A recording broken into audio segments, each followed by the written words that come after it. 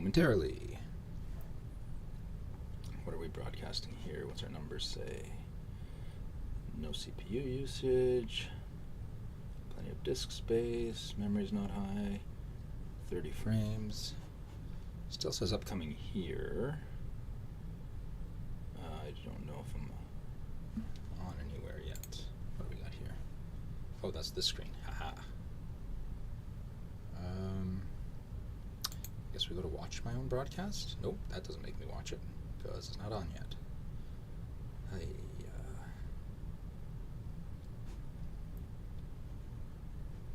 Let's go back. Why are you not live yet? You in live control room. That's where I need to look at it. Peekaboo, decks and drafts. Woo, okay. Connect streaming software. Oh, I am on. So you guys have heard me blathering on right now for the last, like, what's this thing say, 1 minute, 54 seconds? And no one thought to ping me on some other social thing to say, Jeff, you're an idiot, you're actually streaming. Hello out there in TV land. Not really out there in TV land. Hello out there in streaming land. How am I going to organize this? Because I want to. Oh, if I pop that over there, I can still see the chat. If I bring this over here, I can still see the game. Oh, yeah, okay. Kind of works. That's pretty close. Whoops! Oh no! Don't change the size of that. Oh, sometimes I can't stand. Nah, you bring the dogs to sleep. Sometimes I cannot stand. I'm not going to say Windows because all computers have their own problems. All operating systems do. But in particular, if I hold onto a Windows, onto the what's the bar called at the top there? The taskbar. No, the taskbar's down at the bottom. Whatever that's called, the menu bar at the top. If I hold onto it for too long on this computer, it minimizes all my other windows.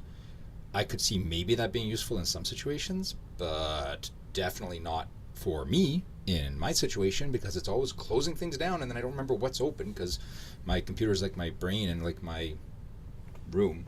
There's 8 million things open everywhere at all times. David is asking about joining, and I just realized I didn't start a multiplayer game here, so I should probably restart a multiplayer game here.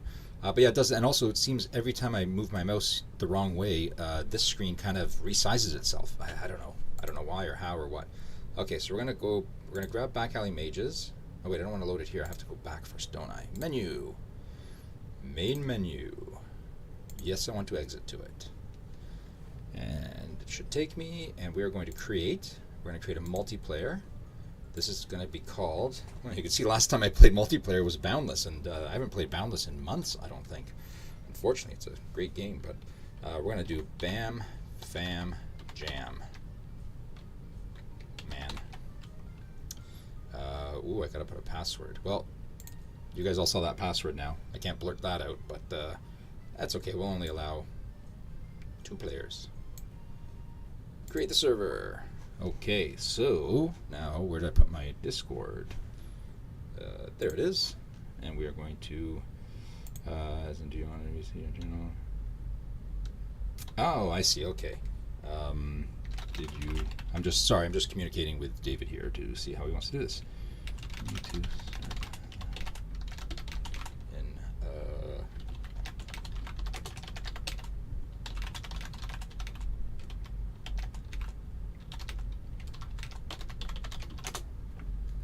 Does anyone know how to do 2 people in YouTube? Like, can I add him in as an audio or video or something? Because I don't know if I can. Okay, he's going to start the server. So I'm going to close down my server, and he'll start that up. But I don't know how to do that in YouTube, if there's a way to invite him in. Can you? How embarrassing. That's my password, too.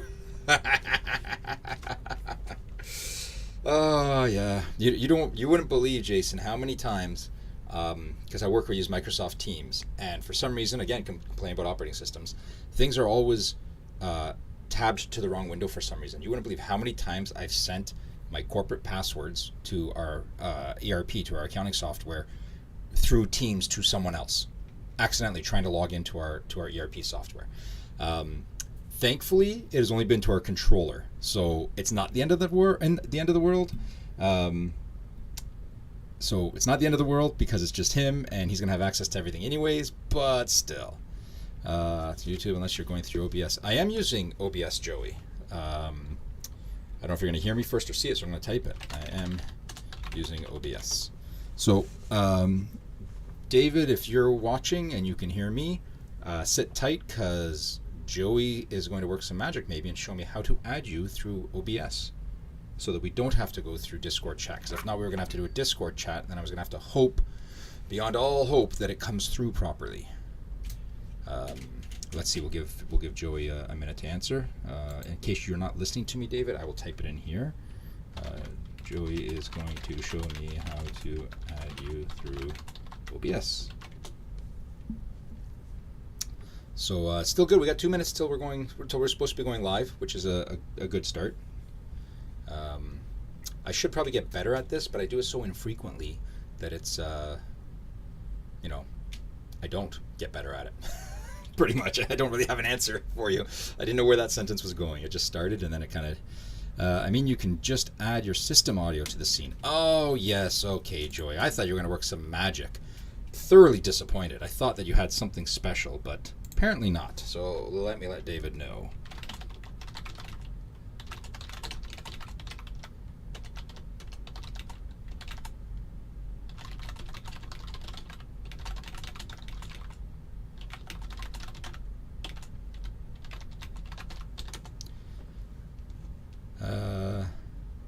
Oh, you're a musician too?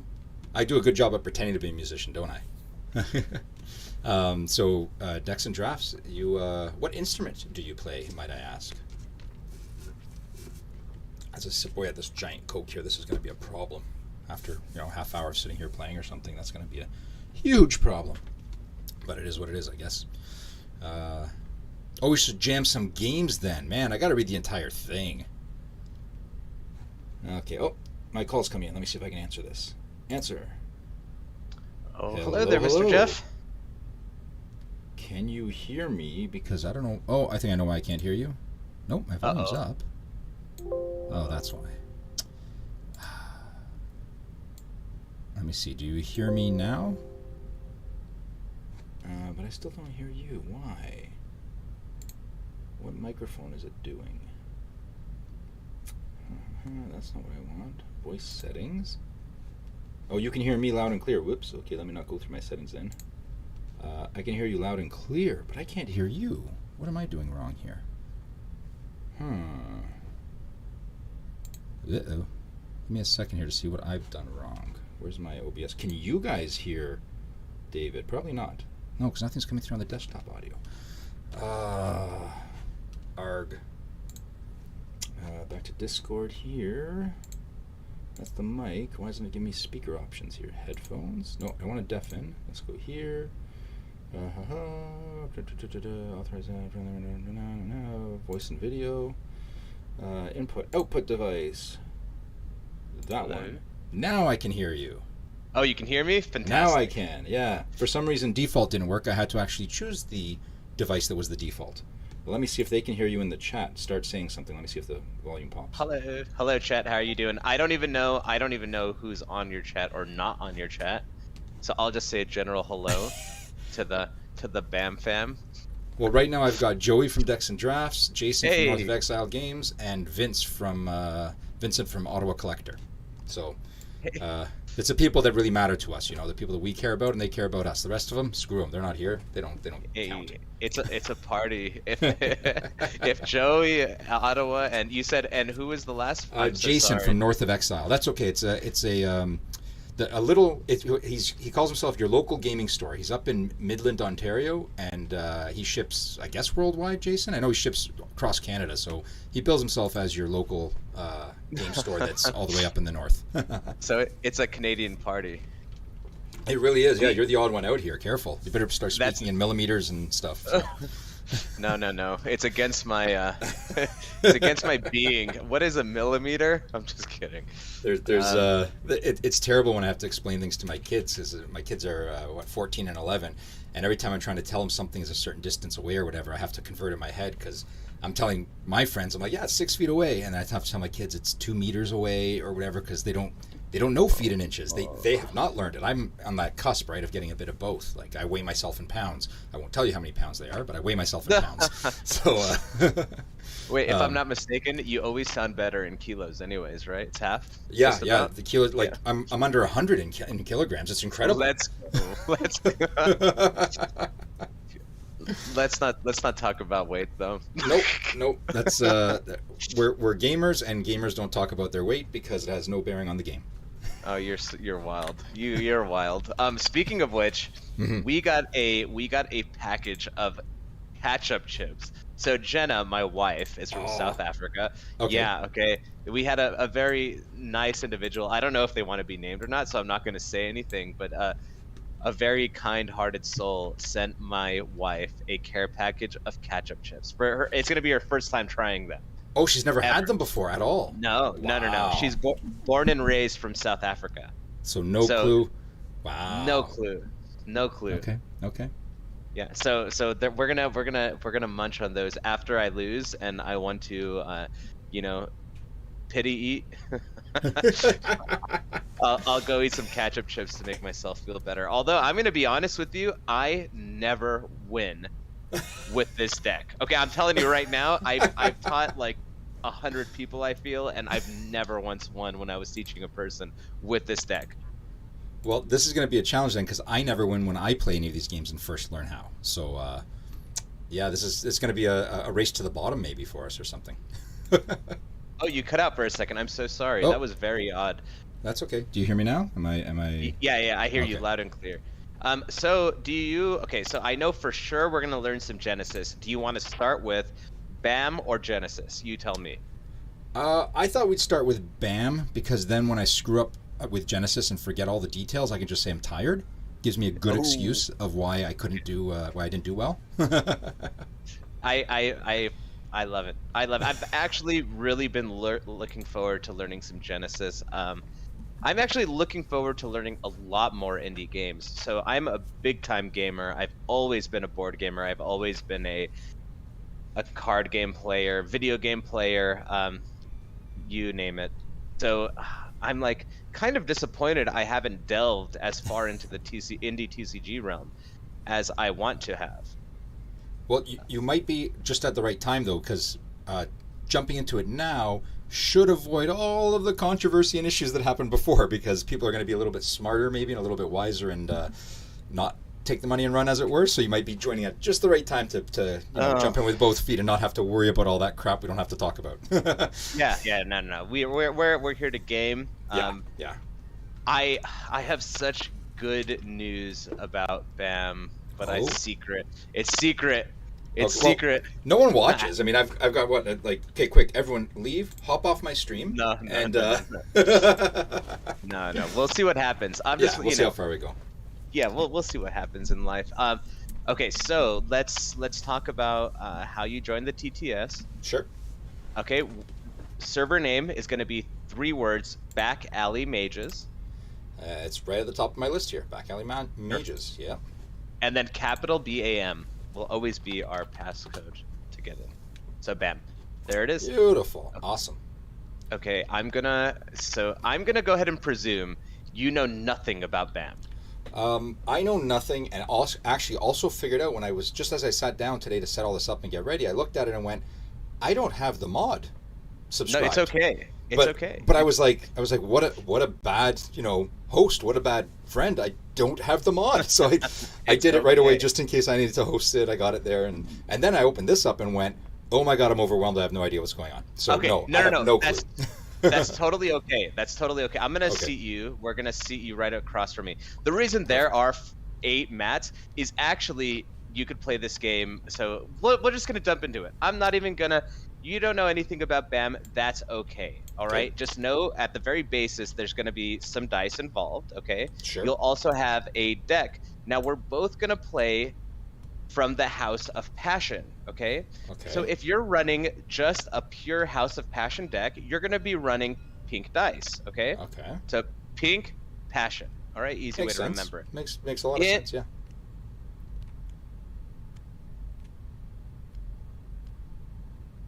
Oh, I think you cut out now. I don't hear you. Uh-oh. Huh. Mic cutting out. Yeah, this is weird. I lost you now.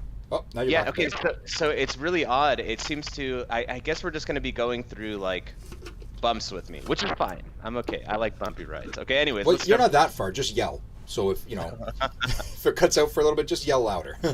Wait, are you Ontario, Canada? Yeah, I'm Ontario, Canada. I made that Hey, mistake wonderful. before. Yes, wonderful. Ontario, California. Hey, we might as well be neighbors. Well, the hard thing is when I search for things and I put in Ontario, CA, it jumps to California because California's abbreviation is CA just like Canada's is. And I'm like, that does How not work. wild, right? I know, Yeah. it's terrible. It's been a reoccurring problem my whole life. Okay, let's jump straight into Sure. just in Back Alley Mages. There are 3 types of cards. Okay. Okay. Now you can discern them nice and easily. You have conjures or monsters. Now your monsters will have a different back than Okay. traditional cards in this game. Okay. When you come into a match, you're going to actually separate your conjures in the front lane, okay? So you'll have 3 slots right here. Yes, now I'm going to help you out real quick. You'll notice on here you have regular conjures, and then you have one fabled guy. Okay. If you go ahead and make it nice and big, let's make it tight and nice and big. Yeah. Fabled Elemental, I see. Exactly. He'll be right in there. So fabled in this game is akin to legendary in Magic the Gathering one-off copy. Okay, so one-offs. Okay, so you get 1 fabled conjure and you get 2 lesser conjures, so they'll be at your flanks, and you're just gonna flip them upside down. Okay. All right. We'll go into it in depth in a moment. This is initial setup. You'll notice that there's a die on the back of each of these guys. Okay. Mm-hmm. You're just gonna put a dice equal to whatever that die value is at. Ah, okay. An easy way I can explain these. Imagine these are like respawn timers. Okay. So in the center, you'll see we have 1 die right here, right? Mm-hmm. We're starting at round 1. When we hit round 3, these will come off, and you could then summon your conjures, okay? The more powerful they are, you'll imagine that the higher the value is going to be. Like our fables are a 5, okay? Mm-hmm. Okay. Okay, so nice and easy. We also have these black and white cards. Now, you illustrated a black and white card for us, and it's going to be really cool when you see the mechanic within the game itself. Okay. All you're going to do is separate. So in a traditional match, you'll have 10, but in the starter decks, we just have 3, okay? We're not trying to overwhelm anybody. They're all the same. Good idea. You're going to put them right over here in the transmutations pile, okay? So black and white cards are called transmutations in this game. Okay. And the last card type, okay, is going to be your traditional spells, okay? So they'll be regular, they'll have color, they'll have a regular back, okay? So those are the 3 archetypes of cards, okay? So we'll go through it one more time. Your conjures, they have a different back. Your black and white cards are transmutations, and then your colored cards or spells, okay? Nice and easy. All right. All you're going to do is you're going to shuffle, and then you're going to put them face down in the spell section, okay? Now, before we dive in, okay, the resource system in BAM is very different to most games, okay? So before we dive in, I'm just going to go ahead and teach you how to play spells or how to play cards, okay? Okay.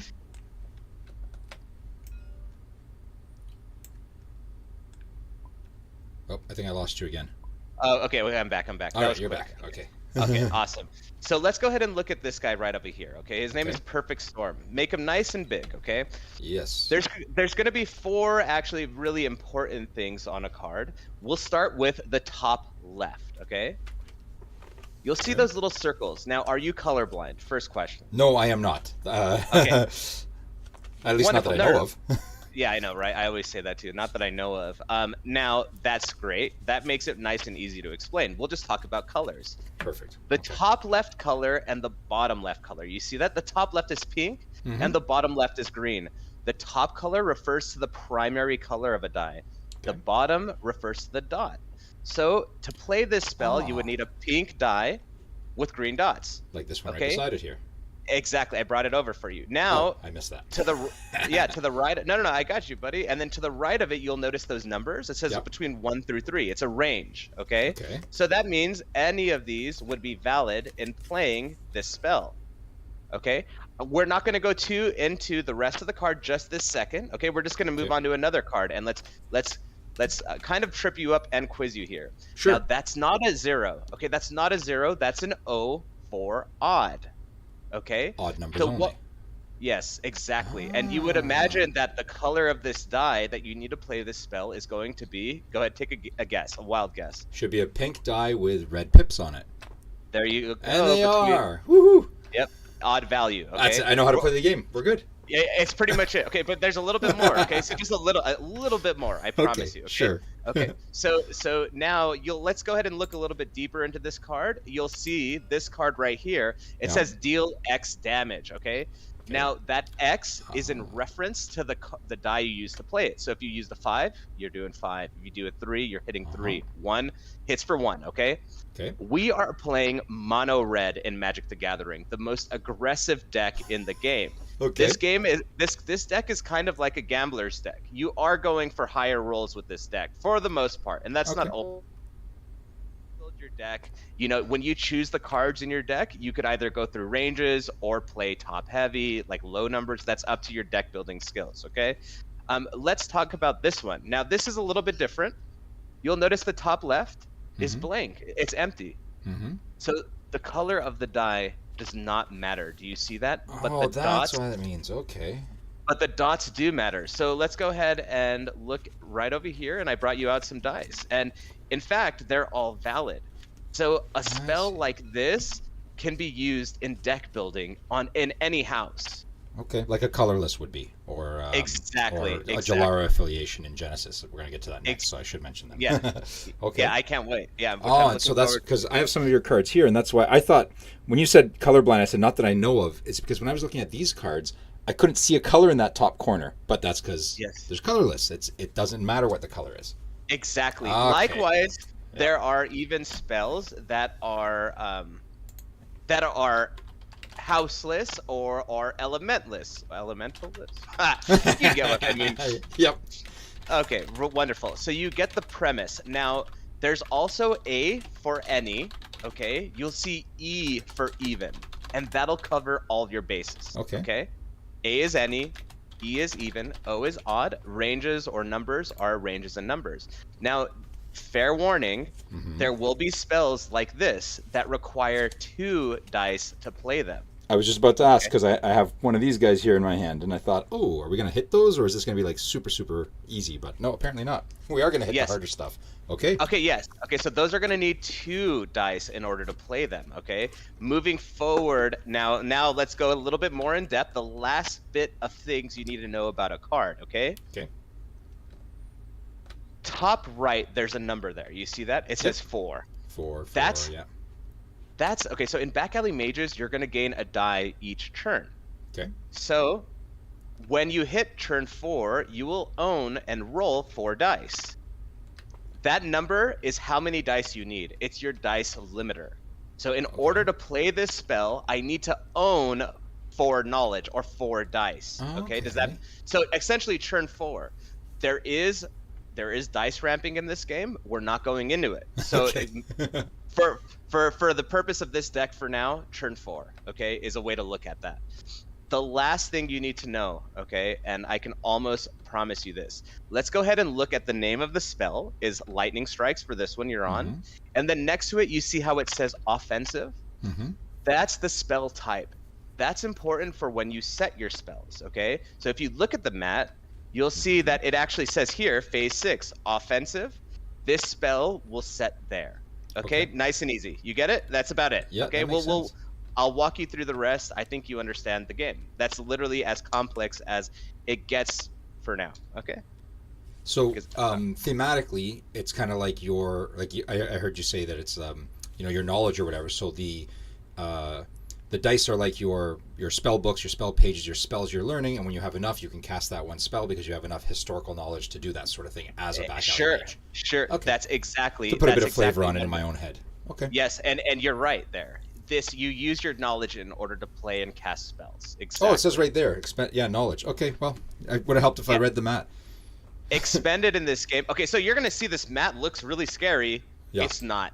It's Okay. literally all guidance. Okay. Spell preparation. I'll show you what it is. It doesn't even matter. It's where you roll your dice and put spells down. Okay. Okay. This is available dice. This is like used dice, discard pile, spell pile. Let's just jump into it. Okay. Sure. Yeah. We're not Let's gonna- get started. Yeah. So it's nice and easy, okay? This game is simultaneous. So everything we do will be done together. So Okay. first things first, we draw 5 cards. All right. Okay. 5. Now, Perfect. based off of the information I told you on how to play spells, Mm-hmm. choose a die that you want to gain. Okay. So you have your dice in your bag. I already set it up for you right over here. These are all the dice you use in this deck. Okay. Yep. So I am going to get, I think, ooh, that's a little tough, but I think I need that one. Okay, so I'm going to get one of these. Yeah. Remember the dice limiter. Okay. Don't get tripped up by that. You have to make sure it doesn't have that number on the top right. Yeah. So when you gain the die, it enters expended. It's used. But Oh, the first okay. thing you're gonna do, but get this, you're gonna roll it. I'm going to roll Roll right it. away. Okay. Yeah. And now you're gonna move it to available because it's now available, right? Can you play any spells in your no, hand? I cannot play any. Oh, hold on. Okay. Let me just see that last one. Nope, I cannot play any spells in my hand Okay. right now. What would you have needed? Just so I know, because To play something, I would have needed a colorless with a white pip to play something right Okay. away. Why didn't you? Okay, you didn't, but you'd rather have gained the red one. Just wondering. Yes, I'd rather have Okay. gained the red one to build. That was really towards- smart. You're really smart, actually. You're already thinking deep into the game mechanics, and that's Well, wonderful. Don't give me more credit. Than No. I'm being honest. So because you don't have anything to do, okay, and I do have something to do, you could actually watch my side and you could see okay. Let's kind of how it goes, okay? So I rolled my die. Mm-hmm. I now put the card I want to play face down. Okay. I then, okay, I have nothing else to play. I expend or discard my entire hand. Oh. I okay. then wait. Once you're discarded, we're both discarded. We then set our spells, right, based Yeah. off of the spell type, and I put the die I'm going to use on top. We then go through phases. We don't have 4, we don't have 5, but I do have 6. When we hit that phase, we reveal all our spells, and you could have up to 10. Like you could have infinite amount of spells set in areas. Okay. Okay. And then we resolve. Okay, we're not going to go too in depth with like resolution order, etc., etc. I'll just run you through it because I Sure. know it. Okay, it's very easy. It's all in code. I am then going to resolve. So I got a 4 on it. It's going to deal 3 damage to you. So 1, 2, 3. This die expends. This card expends, and that's the end of the round. So your Okay. knowledge expends. Uh-huh. And we're going to go ahead and begin the next round. Go ahead and draw 5 again. Did you Okay. discard yet? No, You I didn't did not discard. discard Yeah, this yet. No. Sorry, So I will do sorry, that sorry. now. That was my fault. I should have that's had you okay. discard. Is But I there was, a quick way to do it when it's in your hand. Oh, there we are. Now I selected them all. Okay. Flip And them then over. F and And but I gotta. How And do then you put them all together? I can't remember. G is yeah, G thank for you. group. I always Yeah, forget you got that. it. Expended spells. Okay. And then I draw another 5. Yep, exactly. And you're gonna do the same thing. You're gonna draw the 5. You're gonna look at your hand, and then you're gonna decide what you want to gain. Okay, based off of Okay. your hand.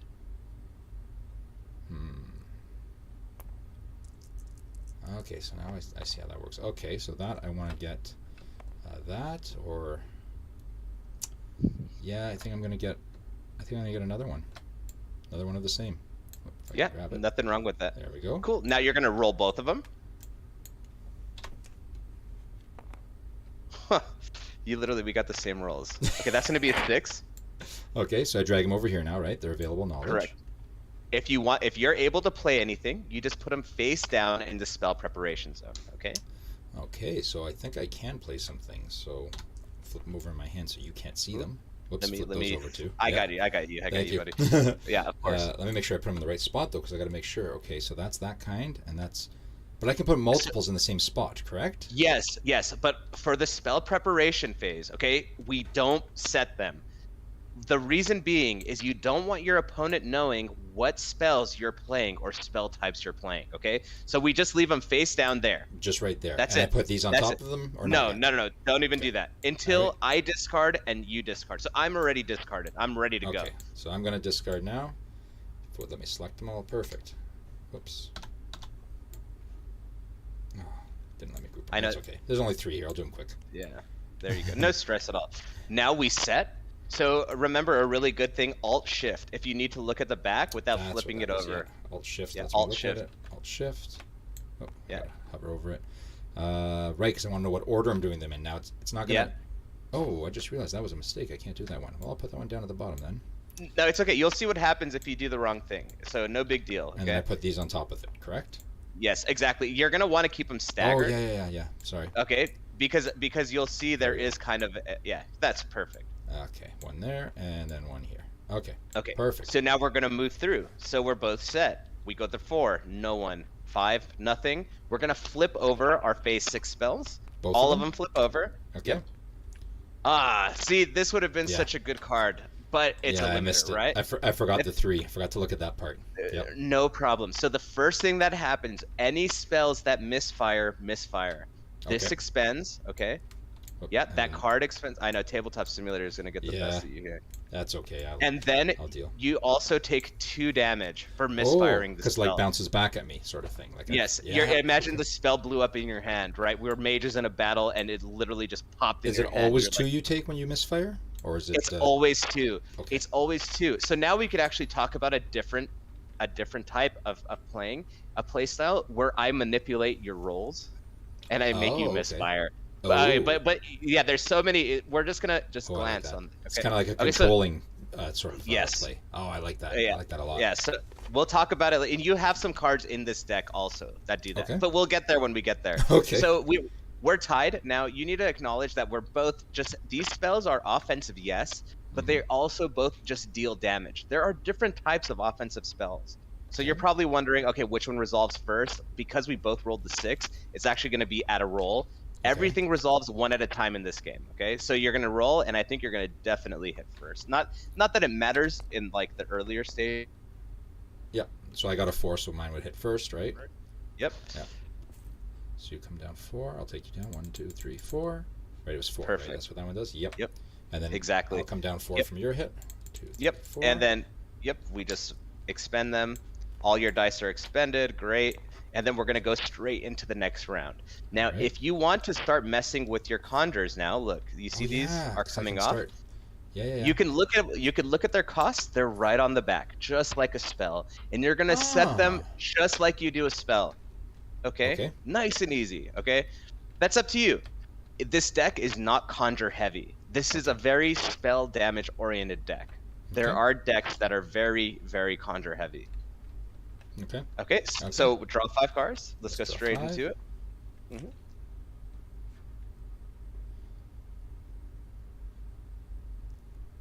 As a side note, I love some of this art.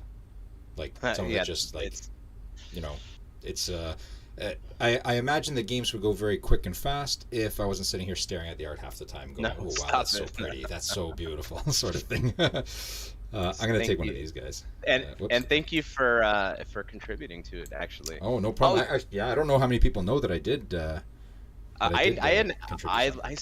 I said it on the live, and Oh, I okay. had to go live in order to. So I wanted some things to be a secret, Uh-huh. but I felt like with the climate of everything, it was important that I show that everything's done. In fact, I'm gonna take you to the test table. You'll see all 300 cards right now, all arts, everything, including yours.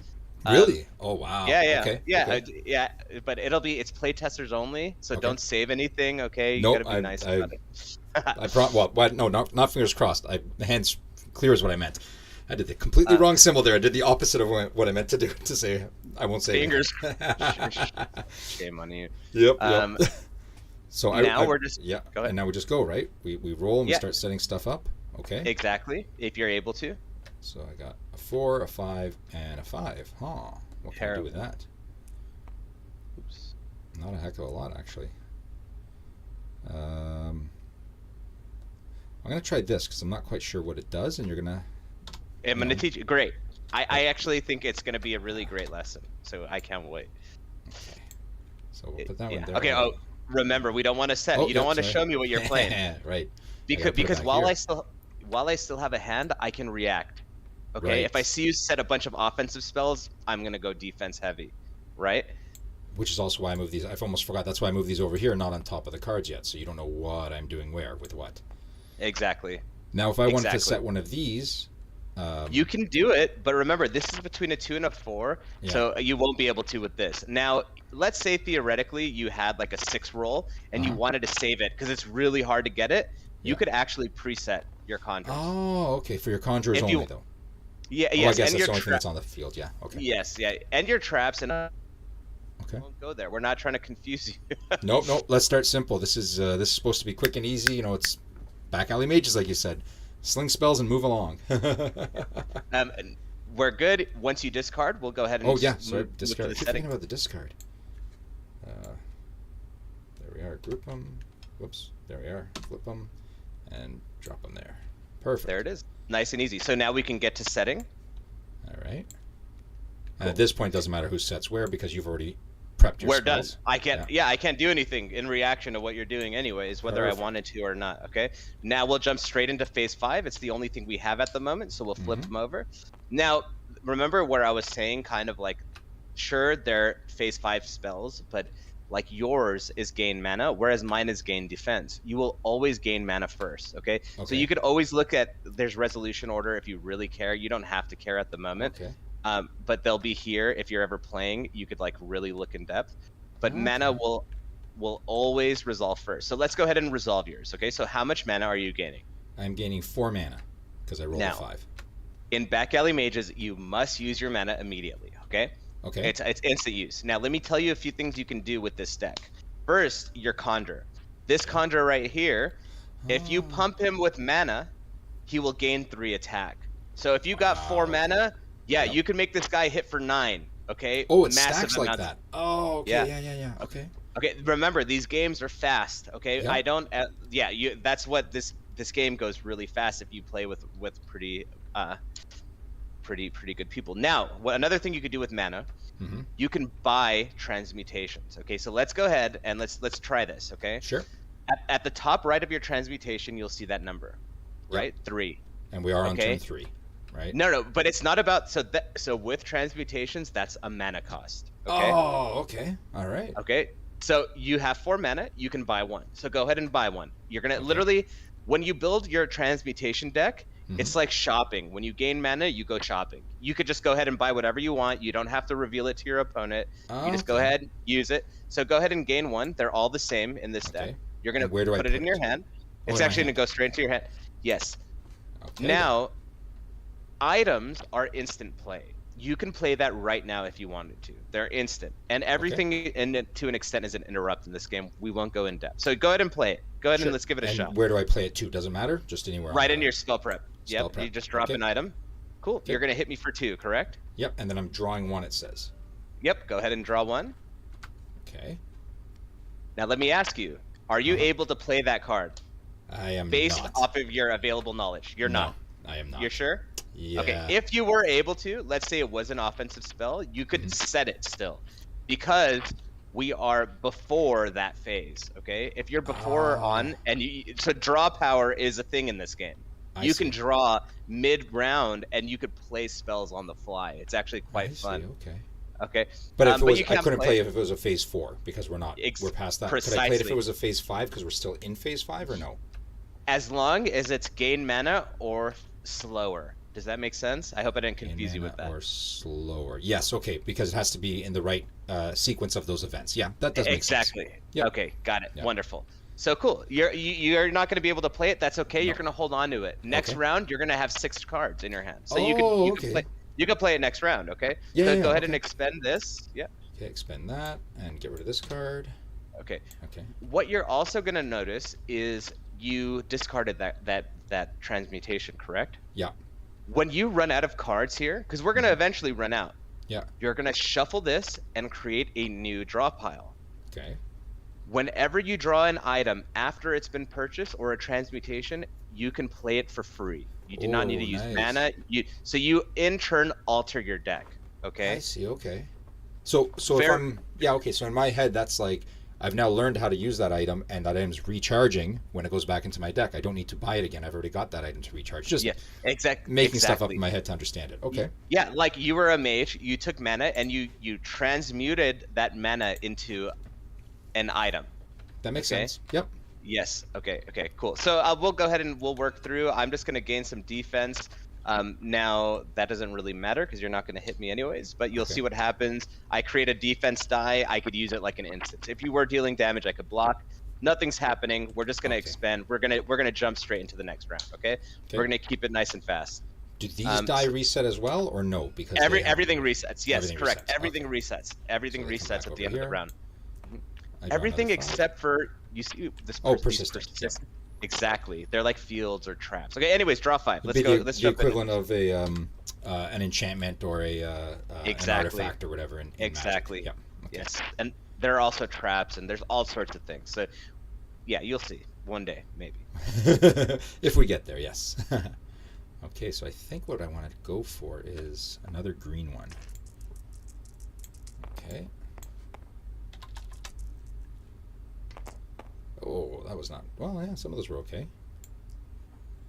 So I put them over here. I go through my hand and see what I can play. Ooh. Can I do that? Yep, I can do that one. So, oh no, I can't do that one. We're on turn 4, correct? Yep, okay. Yeah, you're good. You're good. Remember, it's not turn, it's how many dice you own. Yes, we're on stage 4? You own 4. 4 Yeah. dice? No, we're on round 4. We're on round 4, but it that's just the way happens to be look the at it same all. thing. Yeah, okay. But I understand now. Yes, it's how many dice. Okay. I'd rather use the proper nomenclature in the way you think about it, because if I keep thinking of it as turn, but then there's another way to gain extra dice or lose dice, it's going to mess me up. So I got to just remember that's how many dice I have. We could be on turn 10 and I've lost half my dice if that's a thing I don't know, and I've got 4, so I can't play anything with more than 4 dice needed. Okay. Yeah, dice destruction would be as mean. I don't know what that does. Let's see what this one. Can I play that? Nope, cannot play that. I cannot play that. I can play that, and I can play that again, I think. Yes, no. No, that won't do that. Let's see, I think I can do this one. Oh, right, I think I just remember. Oh, no. Flip those back. That's, yeah, another problem with, it keeps things highlighted. I keep forgetting that. So I can play that one. And then I think I can play this one too, and you'll tell me if I'm doing it right or wrong. Okay, I think I'm ready. Oh, I lost you if we're still chatting.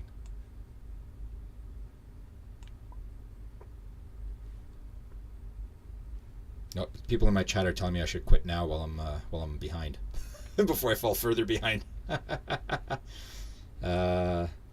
Sorry, you tapped something here for me to do something, but I don't know what it was. Oh, just discard.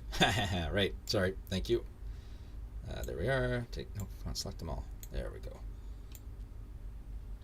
Group them, flip them, drop them. Perfect. Okay. Now I'm ready to go. And now we can set them, right? Yep, set. Set and set. And let me make sure I put the right thing on the right thing. Yep. So I'm going to put this and this here. Oh, I'm alive. There we go. We're back. Yeah. So in essence, you could play. Oh my gosh, what's going on here? I don't know. We'll find out, won't we? Okay, I think I did it right. If I did it wrong, then. Okay, well, I have no clue what's gonna happen. So we're gonna see. Okay. Okay. We're gonna see. I'm gonna go ahead and four. flip this. Yeah, I'm gonna spin +1. Spin +1 to any 3 die. Okay. I'm gonna go ahead and target this one first. We're gonna go 6 here. Okay, I'm going to also do this one twice. So we're going to go 3 and we're going to go 4. Although I don't think that really matters per se. Now, I don't have any dice, or actually, I could have probably used this on myself to play things, but I wasn't even thinking about it. Oh, because you could use that on yourself. So you could have spammed up one of these other ones. Exactly. And I could have set it, for example, with the lower values, right? Yeah. And then I could have manipulated it in order to help me. But I didn't even think about it. Okay. Okay, but let's go ahead and just goodbye. Okay, so go ahead and let's see this. Okay, so you did, you had the right idea, but it's only 1 die on there, right? Because there's only one sigil there. You see that? Oh, at the top left. Mm-hmm. So I can if only it had do 1 2 sigils. Exactly. Okay, I did it wrong then. I thought you could trigger it multiple times, but it's not. Okay. Okay. So then this is incorrect on this side too. No, it's okay. But let's talk about what theoretically would have happened. This is called overcharging your spell. There are instances in which you would do this, but you will take 2 damage for each additional die. Okay, just so you know. We won't rock it this time. Let's just go ahead and let you gain the mana. Yep. So you're going to gain the 4 again. Yep. and then we'll pull one of these back also. Yeah. So you still have some available, okay? So I'm you going can to go take ahead one and of these guys because I have the 4 sure. mana, right? Yeah, you're probably going to play it right away anyways. I am going to play it right away. Okay. So I'm just going to flip it over, and Cool. I'm going to deal you 2 damage to you, and draw one draw card. the one. So put that over there. And if you're lucky, draw a card. it If will I'm be. lucky, I can play it with one of those, right? Mm-hmm. So can I play it if it's the same mana speed? Yes, right? You said it's that or something slower, correct? Well, what is it? Mana? Is it gain mana? Yeah, It's heck that guy yeah, you again. can play. All yeah, right. you can. And But then I would now drop there's a that on little top. bit of a problem. Okay. Because no, go ahead, play it. No, go ahead, Okay. go ahead. I'll explain. Now, Okay. in So this I've only starter gained deck- 2 mana. Yeah. yeah, that in means this 3 to starter buy it. deck, don't worry, there are plenty of costs throughout when you deck build, okay? But this Okay. one is a little more aggressive, okay? Yep. No, Okay, that's so fine. you're- But it's good to know that I did, and then I've done enough misplays to know what not to do. Not to say I won't do them again, but I know what not to do. Okay. Yeah, nice and easy. So you would have gained. There's no mana burn in this game. Don't worry, you're not going to take damage Cool. for having excessive amounts of power. Yeah, not going to happen. Those are Not going gonna to happen. expend. Yep. Exactly. That goes there. And then, so in that instance, like I spun that up. I Yeah. kind of helped you. That was You a did bad actually, decision. yeah. Yeah. Well, I that's should why have because I had a actually. 3 and a 2, right? I would have had just enough to buy 1, but yeah. I should have actually used that on myself to play my spells, but I suck at this game. The shoemaker doesn't have shoes, right, or whatever. The cobbler has no I know, shoes. isn't it sad?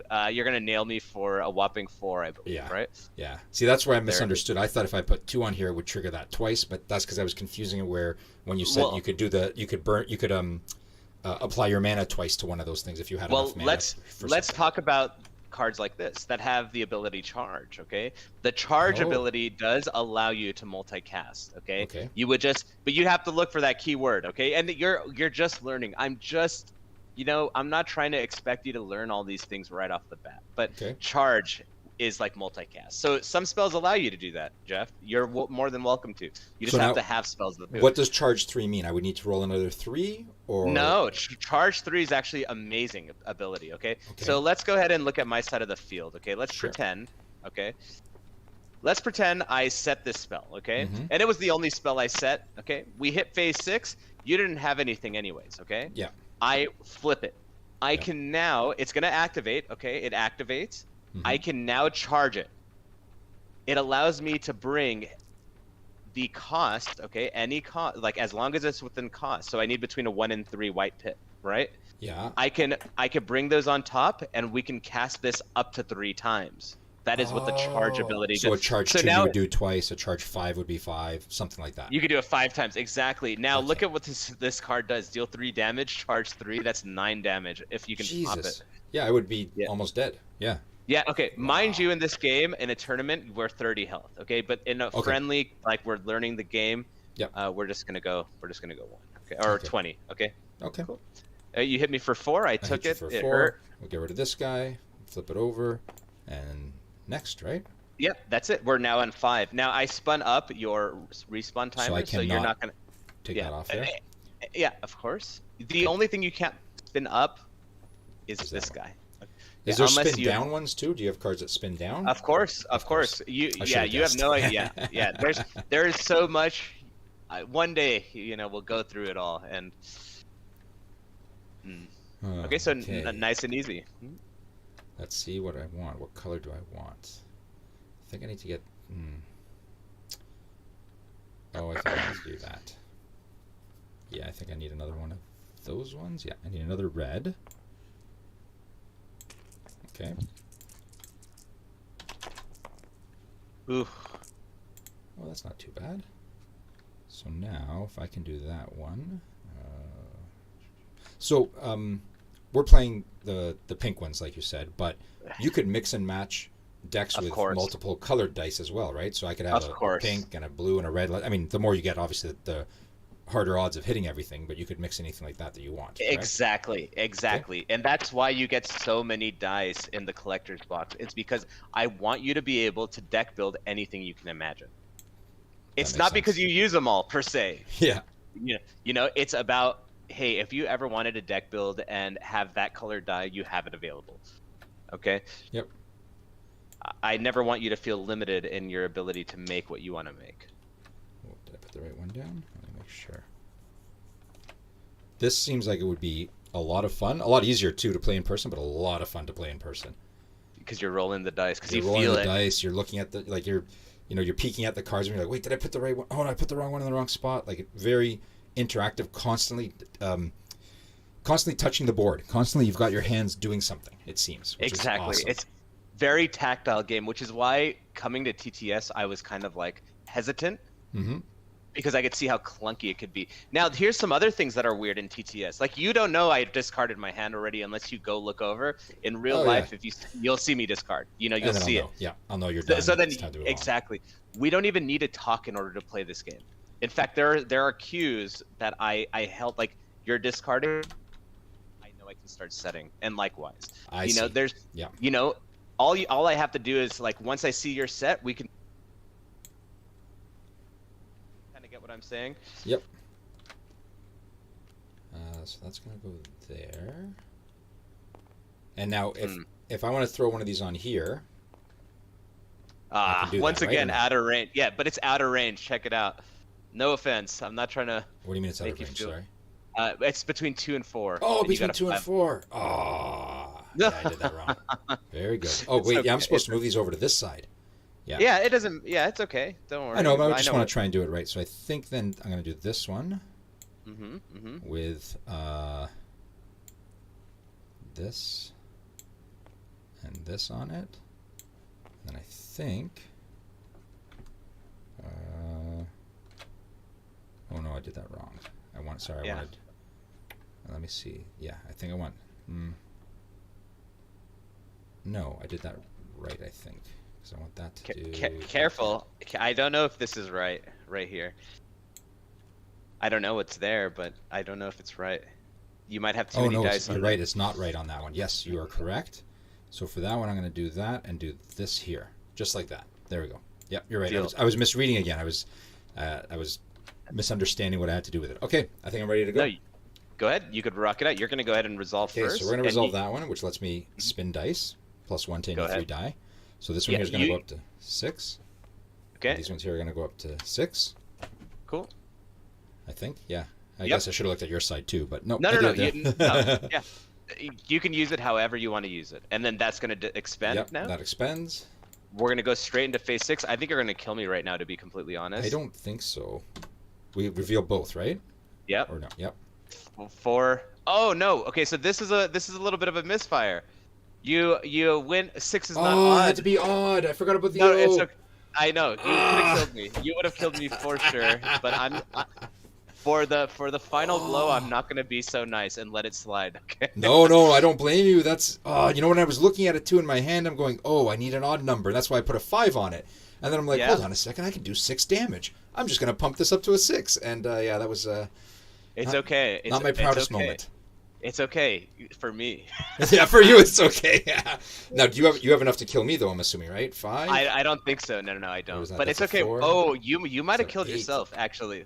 8, 9, 10. 9, Nope. 10. Oh, I'm down to 1. Oh my god. Yeah.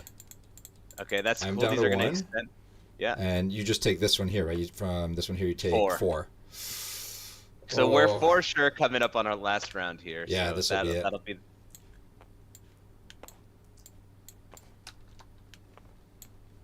All right, here we go. Draw your last 5. So I've only got 3 left, which means now I shuffle the rest to draw my next 2. Is that how that works? Precisely. You got so it. 100%. 100%. Over here. Shuffle it up. Draw another 2. Drop this here. And now you said item cards you can play instantly. How does that Item work? cards you can play instantly. Go ahead and drop it like you're gonna play it. All right. Go ahead. You're gonna hit me for 2. I'm gonna hit you for You're gonna 2. I'm gonna draw 1. Draw 1. This is Precisely. gonna go over here to expend. Oh, jeez. Oh, maybe. Maybe. Oh, what is this one? Oh, I gotta pick a die, don't I? I gotta pick a colored die to bring in. Let's bring in this white one. I haven't brought a white one in yet. Just for fun. For some defense. And let's roll. It's a lot of dice to roll. I can imagine a long game would go quite long. Like you'd have like 2 handfuls of die. I think the longest I've seen is probably 10. I've seen 10 dice on a This was the final match in the last tournament. Was 10. Turn 10. I see. Okay. Oh, people get really into it. This sounds interesting, but what's that? That's that, and that is a. Oh, where do I put these ones now? Is this the first game? Yes, off the press. This is the first game. It's it's a defensive. Where does that go? Which phase does that go in? Okay, right here. Oh, there. I didn't read all 3 names. No, don't worry. Everything is always set for you, except for 2 spell types: hybrid. We'll talk about it if you see it, and then variable. But don't worry about those, okay? Okay. Don't worry about them. So you don't even got to start. I'm going to. Well, did I get enough to do this one? Let's see.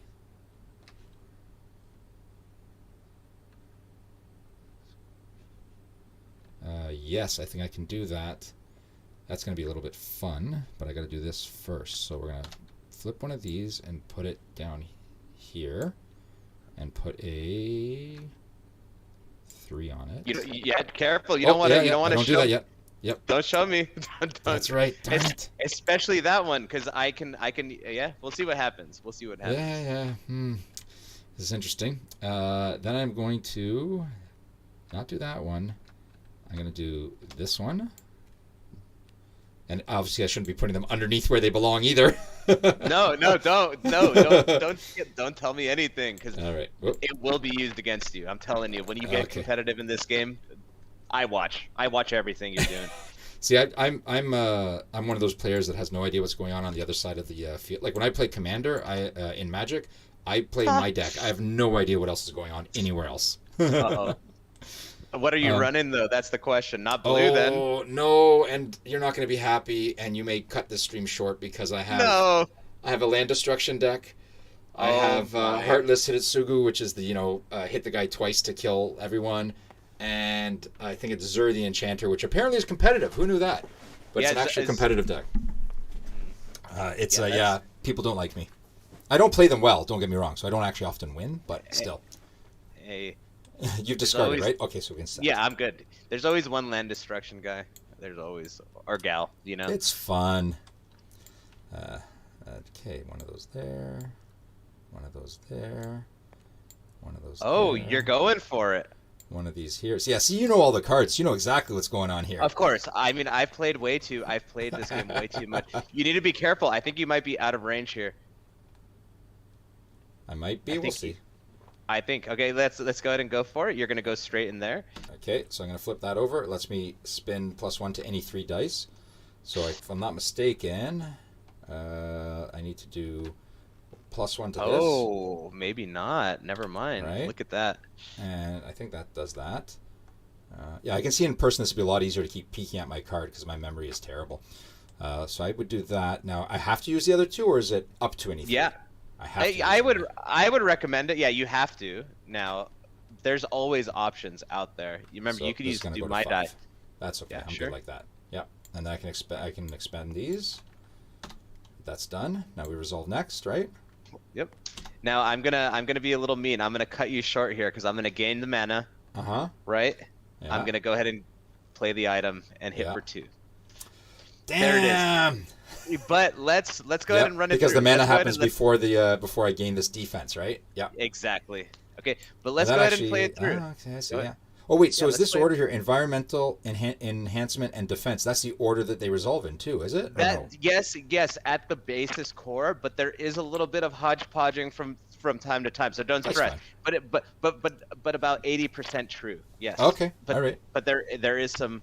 Yeah. So in theory here, I would gain 4 defense, right? Correct. So that how do I represent that? I change this to a 4, and I get rid of the card, right? Yes, and you could leave it there. It's actually an instant, so you can use that to block any one incoming attack. Okay. From the offense phase. Okay. Yes. So it doesn't spin down. If I deal 1 damage and I hit for 4, it's gonna. Oh, sorry, no, it is at 4. No, you're correct. But what I'm saying is, if I hit you for 1 and you blocked 1 with 4, the whole die would be used. Okay, the whole 4. Yeah, that makes sense. Okay. Yeah, that makes sense to me. That makes perfect cool. sense. We're gonna jump in. This was supposed to be a lot of fun, but There it You were is. gonna rock me. You were gonna destroy me. Because I would Yeah. have only blocked the 2. I would have been -10. So if Yeah. you want to do it like that, I mean, I got you -1. You got me -10. We'll let it go through. So if No, we're good. That was. You said you never win these games. You finally won one. I told you I I could finally lose won. better than you. I'm pretty chuffed. I'm The best smiling loser. pretty big. I know this, and no one can challenge me. I'm the best loser, everybody. Jenna knows I'm smiling real big right now. She's laughing. As long as you're riding high, that's it. You're gonna be up all night now. Yeah. You'll just be I'm, yeah, you have. Where's the wine? Where's the champagne, Jenna? Where's the champagne? Yeah, crack a bottle open. You're ready to go. Let's go, baby. No. So yeah, that's at That's the awesome. basis. If we're talking at the very most simplified decks, this is banned. This is red. We're playing mono red in Magic. Okay, we're playing mono red. That's it. If that gives you some idea, Yep, does We won't completely. Oh, I lost you again. Oh, there you are. Sorry. Oh, sorry. But yeah, just be aware there are six starter decks. They're all super different. They're all so different from one another. I couldn't even begin to tell you. Like I'd have to sit and teach you a little bit. Yeah, no, that's awesome though. I can see totally playing this kitchen table style for a long time. Like the competitive is one thing, but this looks like it'd be so much fun kitchen table style. Like just playing for fun and hey, I missed this trigger, I forgot this thing, whatever, who cares? We're just rolling dice and having fun. Exactly. Awesome. And it's because it's simultaneous, it's always interactive. No one's sitting there like, okay, what are you going to do? And that was another really important thing when creating this game is that simultaneous aspect where we're both playing. Yep. And that's what makes it really cool. Remember how I said you could play with 6 people? Yep. Imagine it's simultaneous. Oh God, 6 people simultaneous. We're setting, we don't even have to talk. We don't have to talk. Once everyone discarded hands, we just resolve. That's it. Next round. So I can tell you, when I first heard you say, I think it was in one of your lives, you said that when I had heard of the game, I backed it on Kickstarter, and then I heard simultaneous. Right away, I kind of was going, okay, how do I make a simultaneous game? And I could not think for the life of me how you would make a simultaneous game. And then, of course, now you showed me, and I'm like, well, this is pretty simple, but complex at the same time, and it works perfectly. Well, so in like the board game realm, there are technically only 2 ways to do simultaneous, and simultaneous with phase resolution is one. Mm-hmm. Now, technically, some like hardcore gamers, hardcore tabletoppers would be like, yeah, that's technically simultaneous until you go through phases. Yeah. They'd be like, that aspect is not technically simultaneous. But there are aspects of this game which are simultaneous, so we can hold that handle in that regard. That's one way you can do it, and technically it is simultaneous play. True simultaneous games are out of this world wild. Well, Captain Sonar. I know Joey's. I don't know Captain Sonar. I know the name, but I've never played it. I love it, but I don't know if he liked it so much because it is wild. It is wild time because you're playing. Imagine Battleship with 8 people. With 8 people. Yeah. And you're yelling. So there's like a captain, and the captain guides the ship, and then you have somebody working the weapons, and like you're like all yelling. It's really wild. But hey, let's give you this sneak peek, and then we'll jump into Genesis. So I want you to go ahead. Right before you do the sneak peek, a couple quick things. There's a couple comments, but also you mentioned Battleship. I saw a live action version of Battleship where you sit in. You sit outside, so you have to do it outside with water balloons and in lawn chairs. And you launch them over a curtain and hope that you hit someone with a water balloon. So that sounds like fun. I don't want to play it, but it might be warmer where you are in California. Go ahead and play it. Try it sometime. Hey, if you ever come down to California, I'll get it set up. I promise. I don't want to play it. I think you've misunderstood me here. Off the press there, Alejandro says we should play with Tricks next. It's a very fun deck, and it's kind of like Black in Magic the Gathering. He just started playing, so he hopes he made that connection right. Is that right? The Tricks is kind of like a Black in MTG? I would say Tricks is definitely akin and similar to Black in a lot of ways. Now, it's a... Have you ever played Slay the Spire? No. Okay, that's okay. It's a game. It's actually like a video game. But you said that's okay as if it was like the worst thing ever. Like, that's fine. It's like I never watched Star Wars or something. You're like, that's fine. No. I understand. You can keep your nerd It, card even though you didn't play that game. no, it's a fantastic game to play if you like deck builders. Okay, Okay. so you may have heard like, oh, BAM was a board game when it started. Now I use that term loosely because there was never a board in BAM. Okay. BAM was closer to a traditional deck builder. Like you may have noticed how the transmutations funneled into your expended spells. Yeah, it was never a technical board game. I just use that term because that is what it would be considered in the world of tabletops. It was always a deck builder, okay? I see. And Slay the Spire is a really awesome deck builder that I was just going to reference to explain how poison works in this game. Now, I can go ahead and run you through a very gist of it, and this is what the deck really runs on, is all about poisoning your opponent, okay? So let's look at this spell nice and easy, okay? You see that? It's orange with black pips. You get that. I know you do. Okay, and let me go ahead and take this and put this in my hand so we could just work through it. It's offensive, so it sets in phase 6, but it's not deal damage, it's poison, okay? Poison is the fastest offensive spell. Okay. So let's go ahead and play it like we're going to play it. You also notice it has charge, okay? So, but let's go ahead and play it like we're going to play it, okay? Okay. So I set it here. Great. We come up to phase 6. It flips over. I can now charge it, and we're going to do that, okay? I'm going to charge, you just put the same cost, right, on top to multicast it. Fair? Okay. Yep. Nothing confusing there just yet. Yep. Okay, let's go ahead and move 6. this. Yeah. That would be 6 poison. Exactly. So when you poison, the spell, so when you first do it, it sets. Okay, I don't deal any damage, okay? I just set you with 6 poison, okay? Okay. So let's say it was turn 3. So we then go into turn 4, okay? We go to the offensive phase when poison procs again. This now would deal 6 damage. Oh, okay. Okay. Now let's move forward, okay? Yeah. We go to round 5. I just spun it up. These go down to 2. Okay? Now I see. The poison becomes a little less potent, but it's still there. Exactly. We go to phase 4. Awesome. I'm going to hit you for 4. Sorry, phase 6. And I'm going to hit you for 4. Okay, Yeah. you see that? Yeah. We're going to go to phase round 6. These are going to go to 1. This deck now, let's look at our conjures, okay? This is a deck that actually relies on your conjures. Let's look at its ability. Once per round, you may set a die you control to 3 or 6 instant. So I can target this die and this die down the line, set them to 6, and... Yeah. Oh, I lost you again for a second here.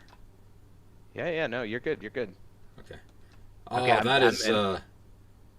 that is terrible. I love it, but that's terrible. Yeah. Okay, so now let's also check out some of your other cards. Like this card is Ruthless. Okay, so this is a deal damage card. Okay, it resolves after poison hits. Target a poison die you control, expend it, and deal damage equal to the value of expended die to any target. Very wordy, probably the most wordy card in this game. This game is not wordy. I avoid it, okay? So let's say this hits for 12, okay? Bam. We're going. Perfect. I left you at 6. I draw. Okay, I also had this set. Okay, let's pretend I had this set also. Okay. This would then flip over. I would target a poison die I control, expend it, okay, and now I'm gonna hit you for 6. Okay, so you see how you can use it as a killing blow. Also, your poison is actually very versatile in that regard. Okay, things you need to know: when your die is persistent, you do not get to roll it each round.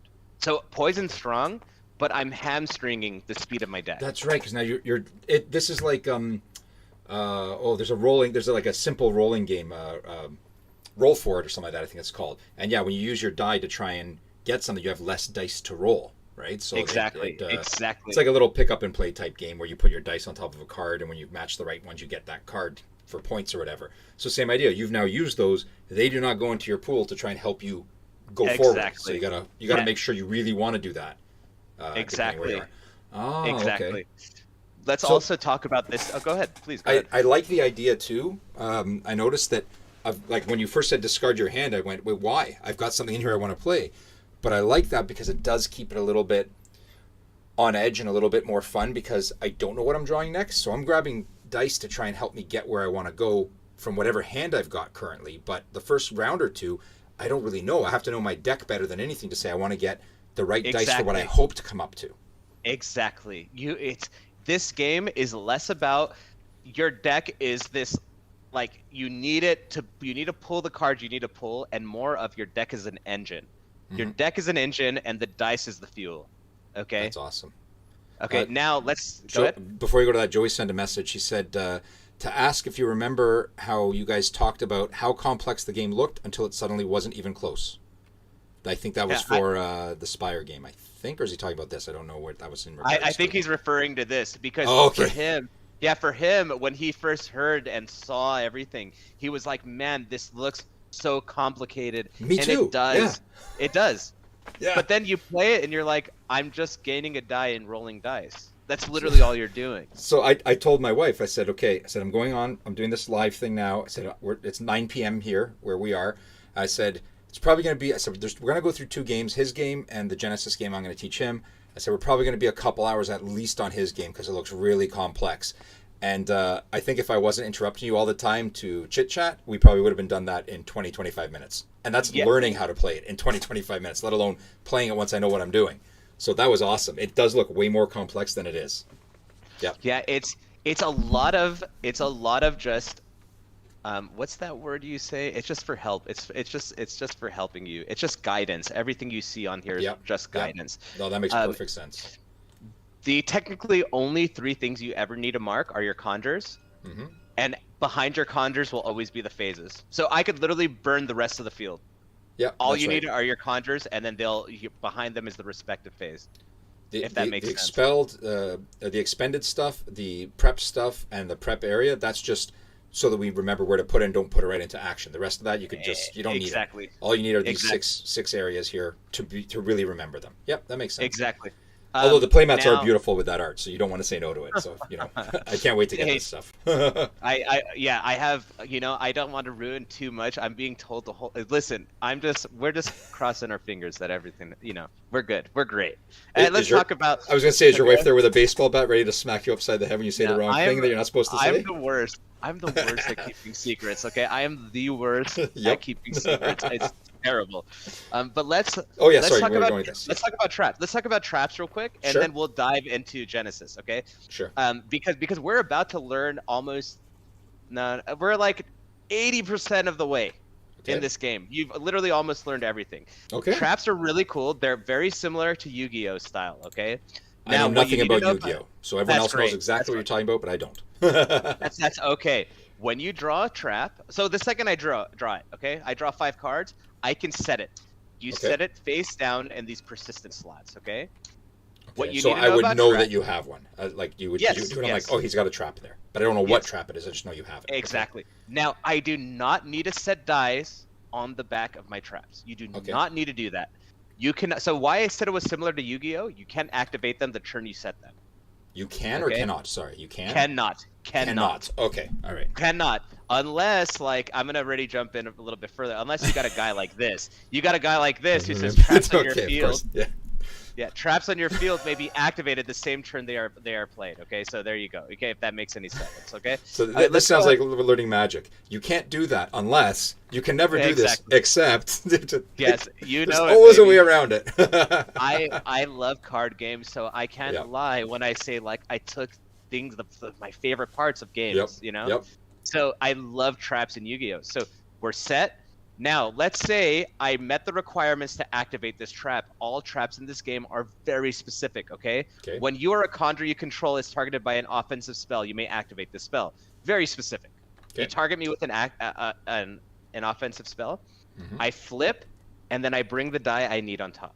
As long as it's Okay. available, I'm good to do that. You can also preset your traps, but there's a big caveat. My opponent now knows potentially what trap that is. Right. Okay. If they know Okay. the decks well enough, they're going to know that.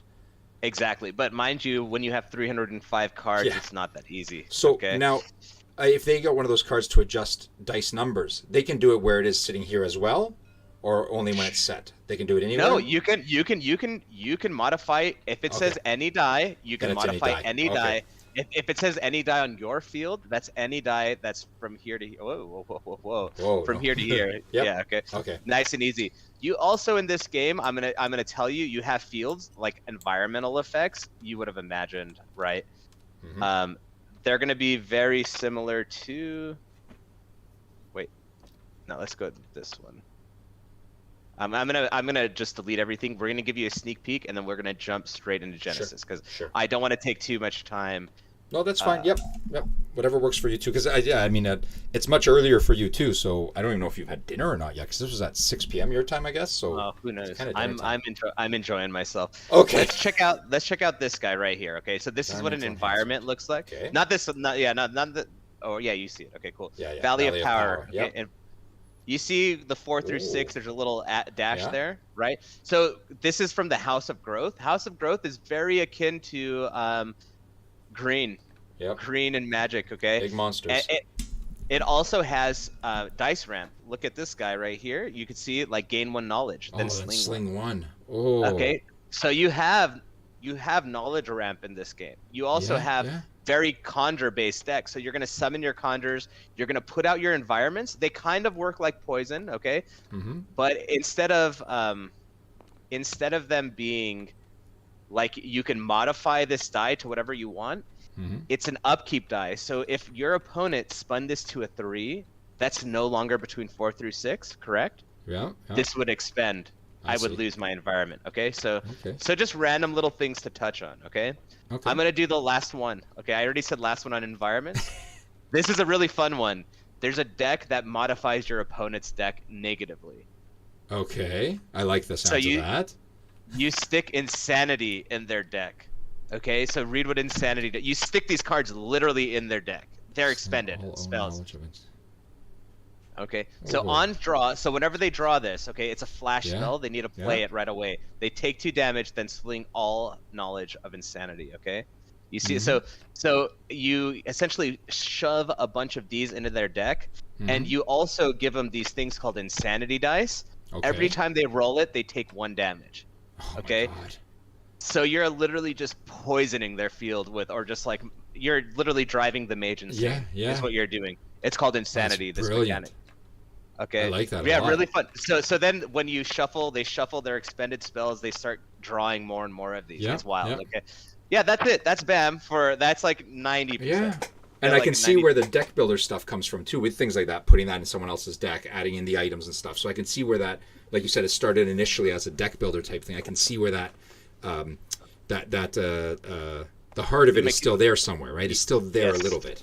Yeah. Oh yeah, it's more than there. If I showed you the original cards of this game, they use the same keywords. Insanity existed the day I made this game. That's you know, awesome. expend existed the day this game was made.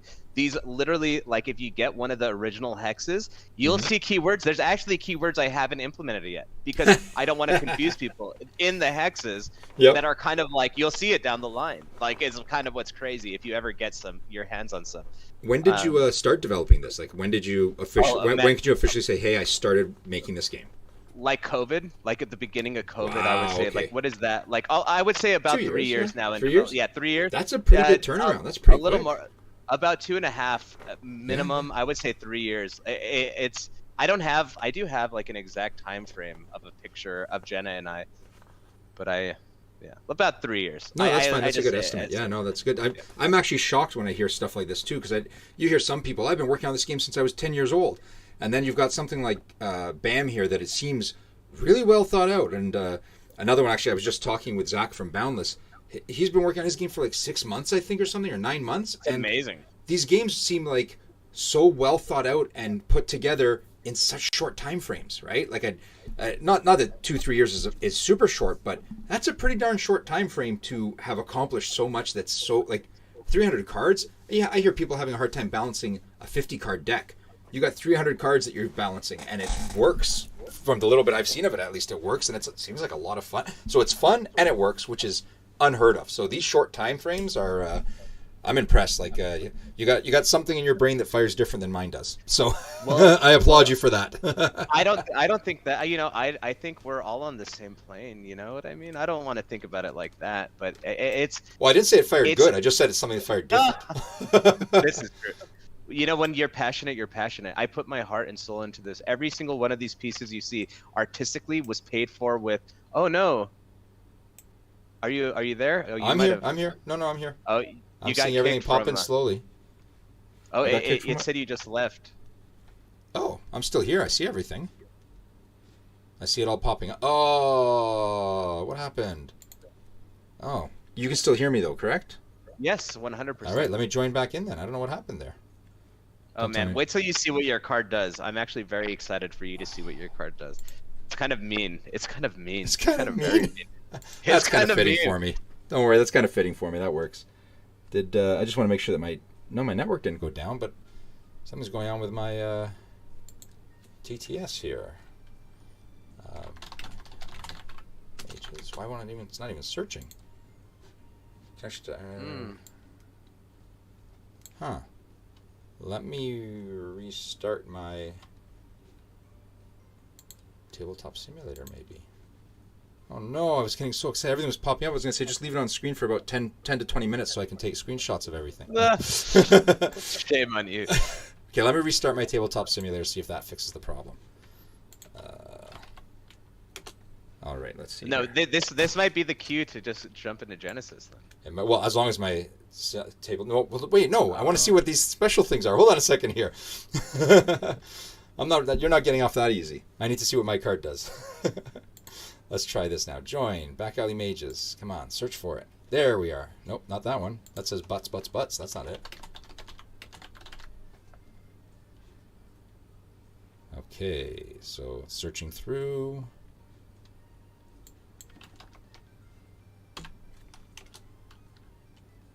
No, I've got nothing. It's not finding Back Alley Mages. Nope. Bacon Heart. You might have to restart it from your end again? Huh. If not, maybe just grab that one card. And I'm alive. I'm alive. Hello? yeah, you still there? Yeah, I'm here now. Yeah, I can't find it in the servers to join. Okay, here. Let me go again. Give it a second. I'm restarting server. Okay, all right. We'll try that again then. Multiplayer. Yeah, Jenna says that all those cards crashed TTS. Pretty much, yeah. I'm pretty sure that's exactly what happened actually. Wait, no, this is actually kind of wild because I can't even create a game in TTS. Are you? Oh, there it goes. Okay, we're good. Okay. Okay, so it's gonna be same thing. Back Alley Mages. Yeah. I gotta wait Yeah, for I it to want you. pop up 'cause, I definitely want to show your card off, and you'll read what it does, and it's kind of mean. It's one of the very few cards that actually does this ability. So. Oh, okay then. There it is. Back Alley Mages. Okay. Connect. Capital BAM. Bam.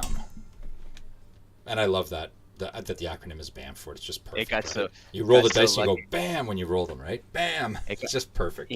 It got so lucky. I don't know. It's just so weird how things line up in life. You know, it just. There was so weird. there was a great little quote from if you know the band Jimmy Eat World, and he said always put your band name or whatever you're making, make an acronym of it, and see if you would put that in big bold letters on a shirt. That's pretty cool. Because Jimmy Eat World was not something that he'd want to put on shirts for his fans to go running around. He says there's nothing wrong with it. He goes, you just don't want to run around with that on your like in big bold letters on your shirt. It doesn't look right. So bam, I can run around without my shirt. That'll work. Yeah, I don't know. It was just, it was like it initially started like, okay, like we're slinging dice, okay, Yeah. and we use the word sling, and I was like, oh yeah, we're slinging dice in the back alleys, Yeah, and then yeah. it's like, and we're mages slinging dice. I don't know, like where do you sling dice? When you Yeah. think of the city, they're slinging dice in the back alleys. It was just so weird. And then we're mages, yeah, whatever. You got it, but hey, your image, amazing. Oh, I mean, that one, yeah. Thank you very much. I was, I don't know, just sometimes I was talking with some other artists about this. I said sometimes when you're just inspired by something, you're just inspired by it and you want to do something, right? It just gets you as an artist or creator. I'm sure you feel it the same way on creative things. Sometimes you're just like, I have to do this thing. I've got it in my head and this has to come out this way, sort of thing. So that's how it was with the. It's for those that don't know. There's a piece of art that David's talking about that I don't know if you guys have all seen. Which you should definitely show off if you Show the haven't. But mages in the back alley. Jenna's saying show the mages in the back alley. I don't know what that's that the means. one. She's saying show it. She's Oh, saying, she wants me to show it. Oh, let me see if I can find it. I'll throw it up on my. Okay. Let me look for that while this finishes. Oh, I think it's finished loading. Perfect timing Here's for your nothing. card. But let me look on here, and I will find. Oh, do I even have it on here? I don't think I have it here. Let's see. Maybe I can. You know what? Wait. Let me see if I can do something. Okay. Meanwhile, I'm gonna look at this card and I'm gonna read it out loud and see if I understand what's going on. So It's we easy. have He's Ice right on Blade. your mat. Yep, I see it there. Target mage must expend one spell from their hand. Oh, I do like that. Mean. That's mean, right? That's very mean. That's okay. So even though in Commander I do play like the land destruction and that sort of stuff, I love control decks. Just love control decks. I can't play them because I'm not. I like to tell everyone I'm not smart enough to play a control deck. I'm not patient enough and all that. But I love blue control stuff. I love disrupting hands.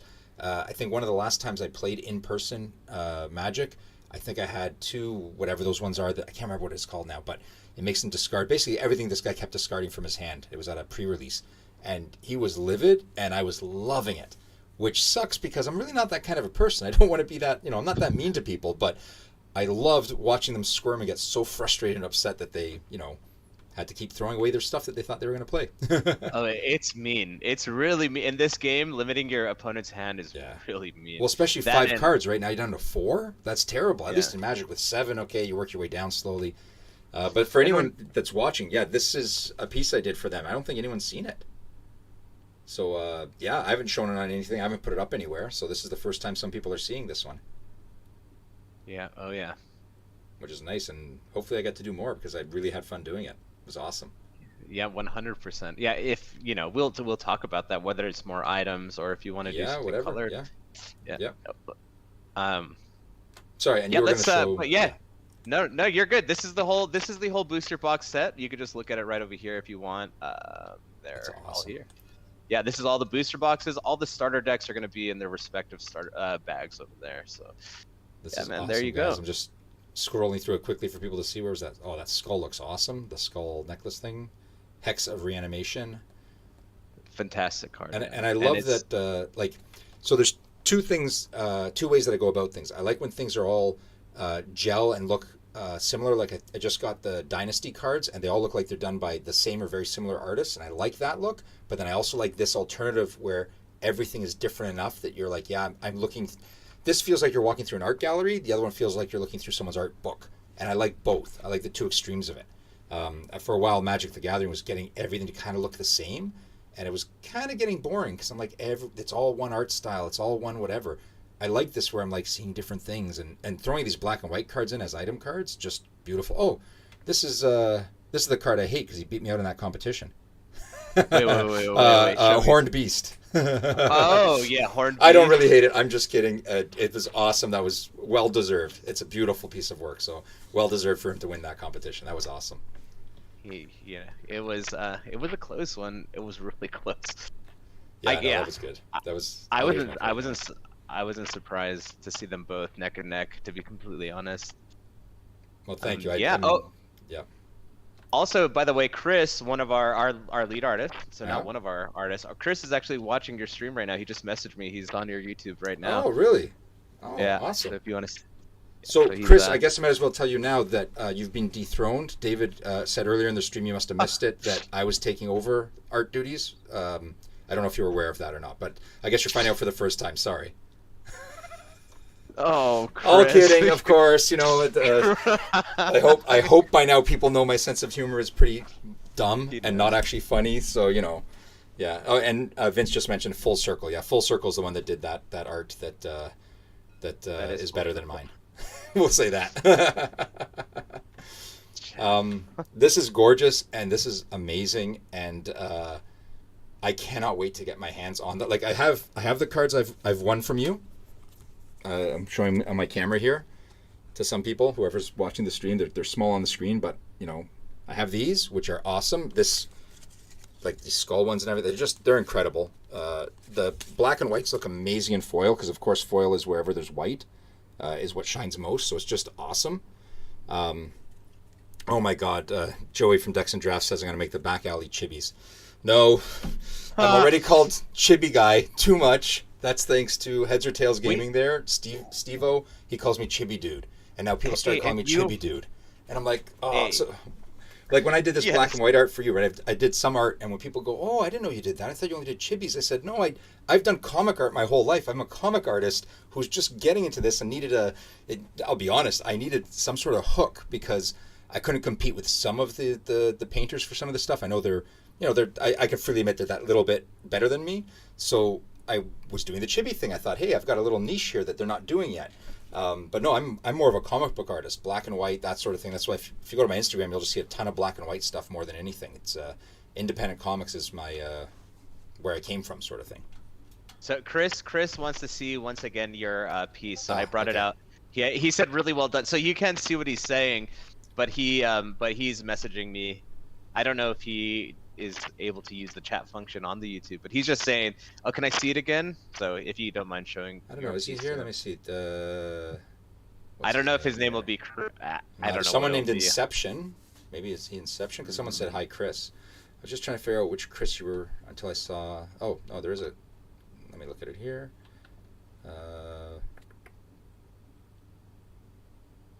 No, I cannot. Oh, yeah, Inception. I'm Chris, by the way. So his name is Inception on there. So, Chris, here you go.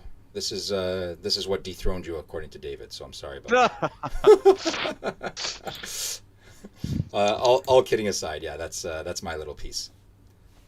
So that's Inception is Chris, just so you know. Yeah. Okay. So it is him.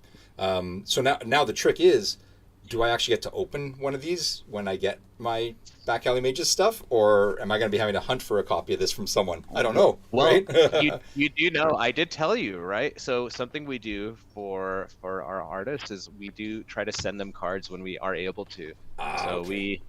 So you have, okay, this is secret, but you have a 1 out of 2. Oh. You did? Oh, Jenna already ruined the secret. Yeah, so you actually have a 1 out of 2. The test print is actually coming your way. So that's right. Yeah, I do remember that conversation now. I'm telling you, I have a horrible memory. So please, no one get offended if I forget to say hi to you or if I've seen you before, or when I get it in the mail and I'm like, oh my God, I didn't know I was getting this. I'm genuinely surprised and shocked because my memory is so bad. So don't think that I'm playing at it or anything. This is awesome. I cannot wait to actually play this in person. And there's my LGS hasn't opened back up for in-person play yet, so I'm gonna have to try and get some friends to come to the back alley behind my house and play. Well, I don't have a back alley. My backyard. We'll pretend it's a back alley and play there, just to make it worth our while. That's awesome. That's really cool. Yeah. It was great. I'm ready, by the way. If you're ready for some, sure. Yeah, I'm ready. Let's do it. Let's do some Genesis. Right. You want me to start the server, or I can start up a server if you want? Okay. I just left. All right, so I'm leaving now too, and we will create multiplayer, and that's called that, and that's that, and we're going to create that server. And is it not creating it? What happened there? There we are. So have a look for, well, let me just find the Genesis thing, get that started first. There it is. So you're going to look for Bam Fam Jam Man, or something like that. Yes. It has Bam in it a lot. And the password is just Jeff, all lowercase, Jeff. Okay. It's the same password an idiot would have on his luggage if you know Spaceballs at all. Bam Fan Chan, man. Jeff. Okay. Dude, this music is just so happy. Yeah, I know, right? We're here throwing spells at each other, poisoning people, and everything's just so pleasant. Now let me see. I had objects. There we are. I got a couple decks from the community. They said use these decks. So I hope they're good ones to use. There it is. 10 out of 10 excited. You have no idea. Okay, let's go. All right. So we have here. So do you know anything at all about Genesis or no? The only thing I know is that you use chi to build decks. Okay. I think, is that right? Is that right? Yeah, more or less, which is the probably least important thing about it, unless you're building a deck. When you're building decks, you have to maintain a maximum level of chi to build a deck. So The way Genesis works, deck building wise, is let me show you a card, for example. So this card here, block, for example. There's a little symbol in the top right corner. It's a 3 with a little, I don't know what that is underneath it. I have no idea what that symbol is, but that's their chi symbol. Meaning this card has a value of 3 chi. So if you want to include this in your deck, you've added 3 towards your total of 250, which is the maximum you can put in a deck.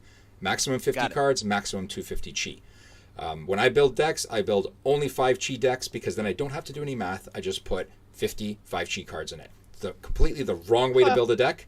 The trick is, actually, I learned this at one of the tournaments, is you just always pair like a 3 with a 7 and a 4 with a 5. Wait, did I do that math right? No, a 4 with a 6 and a 5 with a 5. So you're always trying to come up with multiples of 10.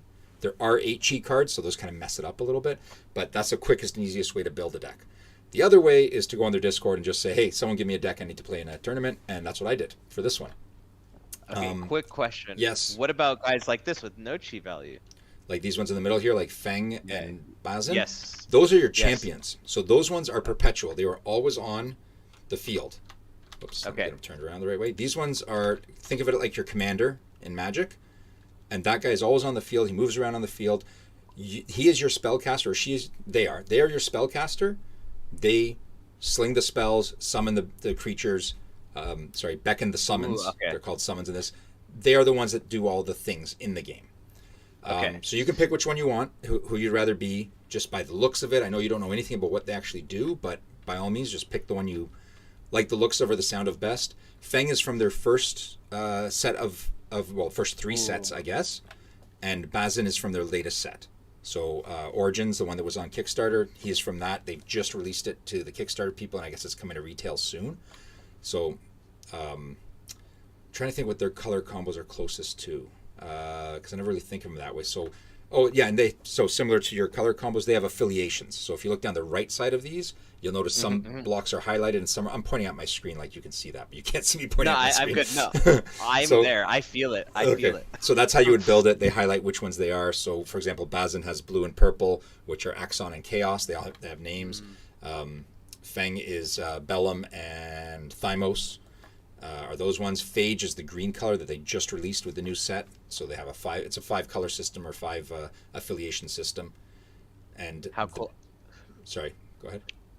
No, how cool. But what's the top right symbol? Does that matter at all? No, the top right is the symbol for Jalara, which is the world that they're in. So that's the generic, we're in the world of Jalara, and these are the factions of that world of Jalara. So I guess the theory would be, I'm guessing now, is that eventually they would move beyond Jalara to another world. I equate Jalara with like the planes in Magic. So right now they're in the plane of Jalara, and they might move to another world at some point. And how cool. I don't know if they'd have the same factions or different. I don't know, but I think that's where it goes. I'm loving it already. Let's go. Okay, so which one do you want to be? It doesn't matter either way because it's going to be new to you and new to me too because I've never played either of these decks. Yeah, let's go right You're here. You're going to do Bazin? Okay, so you grab your deck of 50 cards. Okay. Let me put... and if you look down here, you'll see you have a spot here for your timeline. So they... in their infinite wisdom, and this is one thing I'll take issue with most card games, is they call their deck a timeline, they call their graveyard memories, and they call their subconscious is I can't even remember now. Like Banished or Netherworld. Maybe, or I don't even know, but graveyard and deck is all you need to know, and I really wish they'd call it that. And I know Joey's going to slap me for saying that because everything's supposed to be perfect the way it is, but that's one of my beefs is when games do that. It's just so much easier to call them what they are, right? Everyone knows graveyard or something close to graveyard. But either way, if you're absorbed in this world, you get those names, and that's fine. So the big thing with Genesis is movement, right? Because you're on this grid, you start with your champion always in these positions here, and you're going to be moving them around. They have a limit, banished to subconscious. Okay, Joey just clarified that for me. You have a move limit of 2, which means you can move your character any space, not at angles, just straight forward and side to side. 1, 2 spaces, you can move 1 and to the side. You can move and rotate once. You can't, for example, move forward and rotate in a complete circle. You have to move and rotate. Like you move or move and rotate are the 2 things, and you can go 2 at a time. Got it. Understood. Yeah, and so you do a dice roll to start the game to see who goes first. Doesn't matter. We can also just pick who goes first, so you see how it works and what happens. You start with, and this is where I'm always going to forget. Start with 5 cards, right, guys? Or I'm waiting for the chat to tell me, because this is my big problem too with some of these cards is I can't remember how many cards to start with because every game starts with something different. So let's see if they give me an answer. I think it's 5, and then you draw a 6th one. So you technically start with 5, but you always draw that extra card. Okay. I think that's what it is. Let's hope someone answers me soon once their video catches up to me asking. I think it's 6 total. It's not less than 6, that's for sure. So you can draw 6 cards out the gate, and that will tell you. Oh, it puts us on the side. That's kind of awkward, but. Yeah, I just moved. I'm like, nope. I just use it on the bottom of my screen, so that's good. Got it. Let's just see if they tell me. I'm pretty sure this is the way it works. So, on your turn, the way it works on your turn, for example, if you want, I'll go first to show you the sort of thing you do. Sure. You can. I've actually learned how much representation was in Genesis and how they. Oh, okay, never mind. Joey's just talking about how much representation they do. Genesis has done a lot of work to behind the scenes, nothing overtly, to be open and accepting to a bunch of different things. Like they don't overtly say, well, this character is like this or like whatever, but they have. I think in their newest set, one of the champions has been announced to be trans or whatever. I think it was trans. I hope I didn't get that wrong. But yeah, they do these things. Unlike Magic, who made a point of saying, hey, look, we have all this stuff here that's welcoming and inviting. They just kind of did it as part of their stories, part of the background there. So they're very forward thinking in that respect.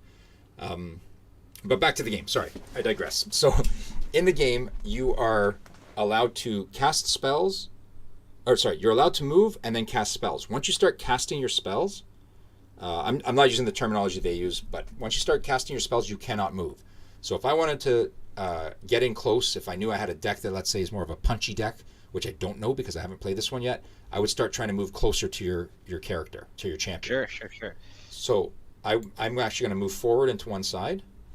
And now, once I've done 2 moves, there's also, if you look at your cards, let me grab one here to show you. I'm just going to show you some cards in my hand so you can see. So these 2 cards, for example, if you look in the left, you'll see, so this is knockback. The type of card it is, it's a technique. Swift is the casting speed. So Swift means I can cast it at any time. It's kind of like an instant or an interrupt. Okay. Which means at the end of my 2 moves, I can cast that. Action speed, the giant scorpion, means I cannot cast it after I've moved twice. I have to cast, and I cannot cast it as an interrupt or as an instant type thing. So if I only move 1 space, I could cast a scorpion.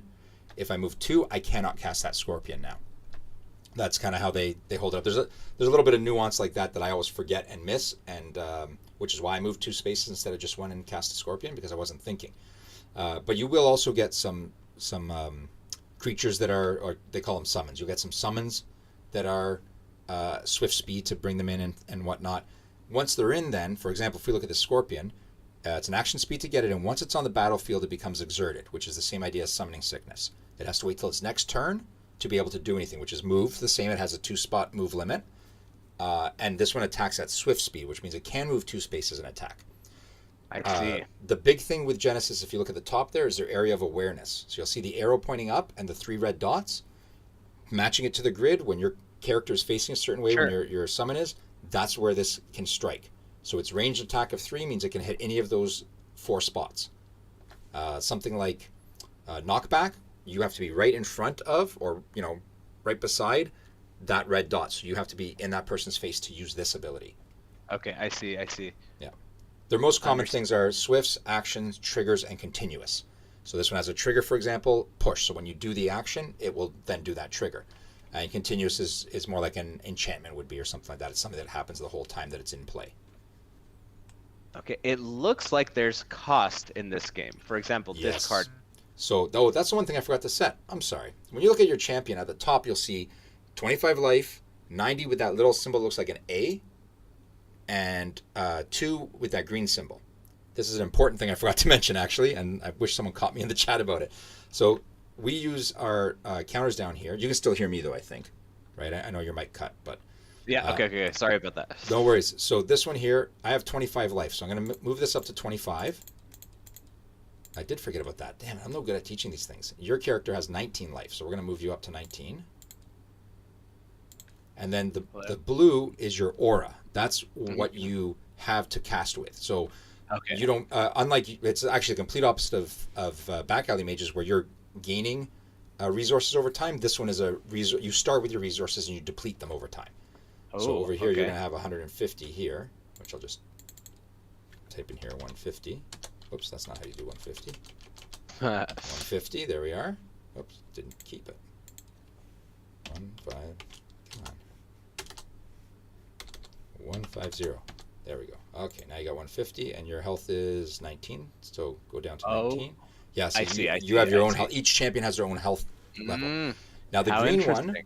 is a energy reduction. So they have two types of resources in this. They have aura, which your champion starts with, and energy, which is your timeline. So you burn cards for the energy cost. So if I look at knockback, 4 with that little green burning symbol, that means I have to burn 4 cards out of my deck to use that ability.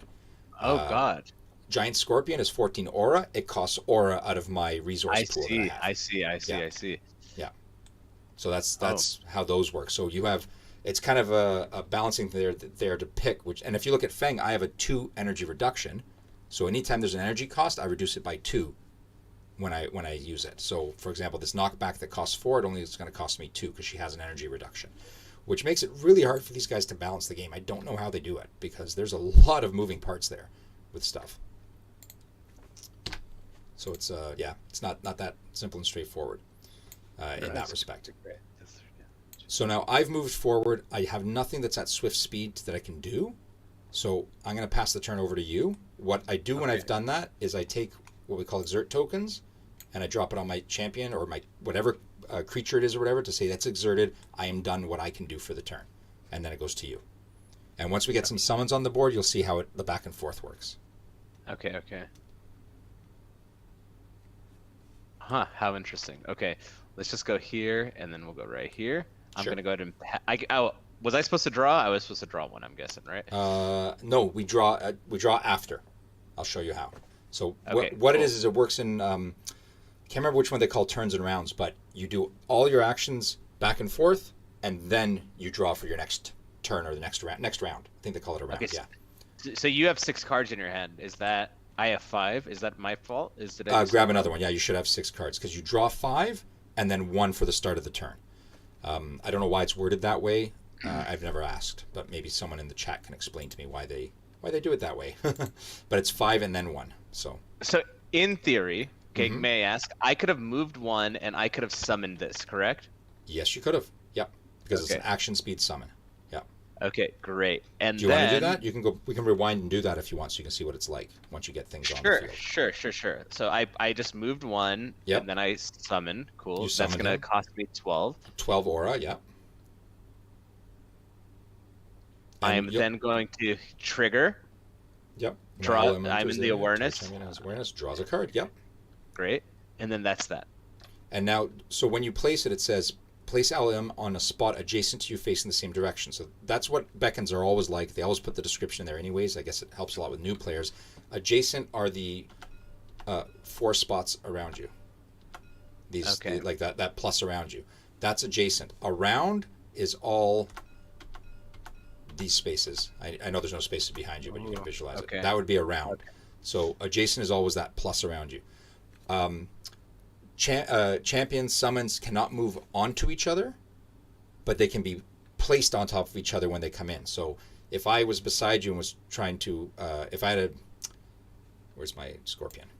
If I drop my scorpion here, he cannot move on top of you. He has to defeat you first to get in there. But if I'm standing here, I can cast my scorpion on top of you. I can summon it. How I guess I should say, interesting. or beckon it. So Yeah. then, do they fight to the death? On top of you, no. Nope, there's just on top of you, and then even then, it has its own specific awareness. It can't actually attack because you're How under it. interesting. Yeah. Okay, makes sense. Okay. Right, Okay, so then you would put exert tokens on the 2 of them to say they're exerted, and we would say, okay, we're going to go to the next round. We remove the exert tokens, and now we each draw a card. Okay. Whoop. Ooh. So then I'm going to move forward 1, and I'm going to drop the scorpion here, which costs me 14.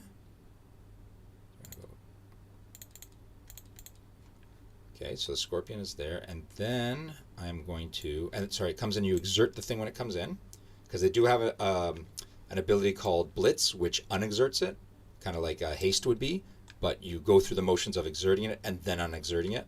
It's just, go through the motion so that it happens in the right way. And I'm going to exert Feng as well, because I've done my casting all I can do. Now the turn goes to you, and you can do stuff with your champion, you can do stuff with Alilm, whichever one you want. Okay.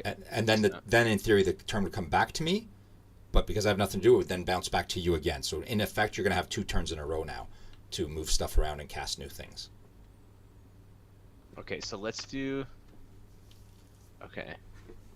So I'm gonna go ahead and just go for it. I mean, I'm probably gonna do a lot of bad things. So we're gonna go 1, 2. Yep. I'm gonna Swift. So that's gonna. I'm discarding 5. Is that what you're saying? I'm discarding 5. You would discard 5. But okay, what would you're not blocking any attacks? I haven't attacked anything yet. By a target and blocks awareness this round. Oh. Yeah.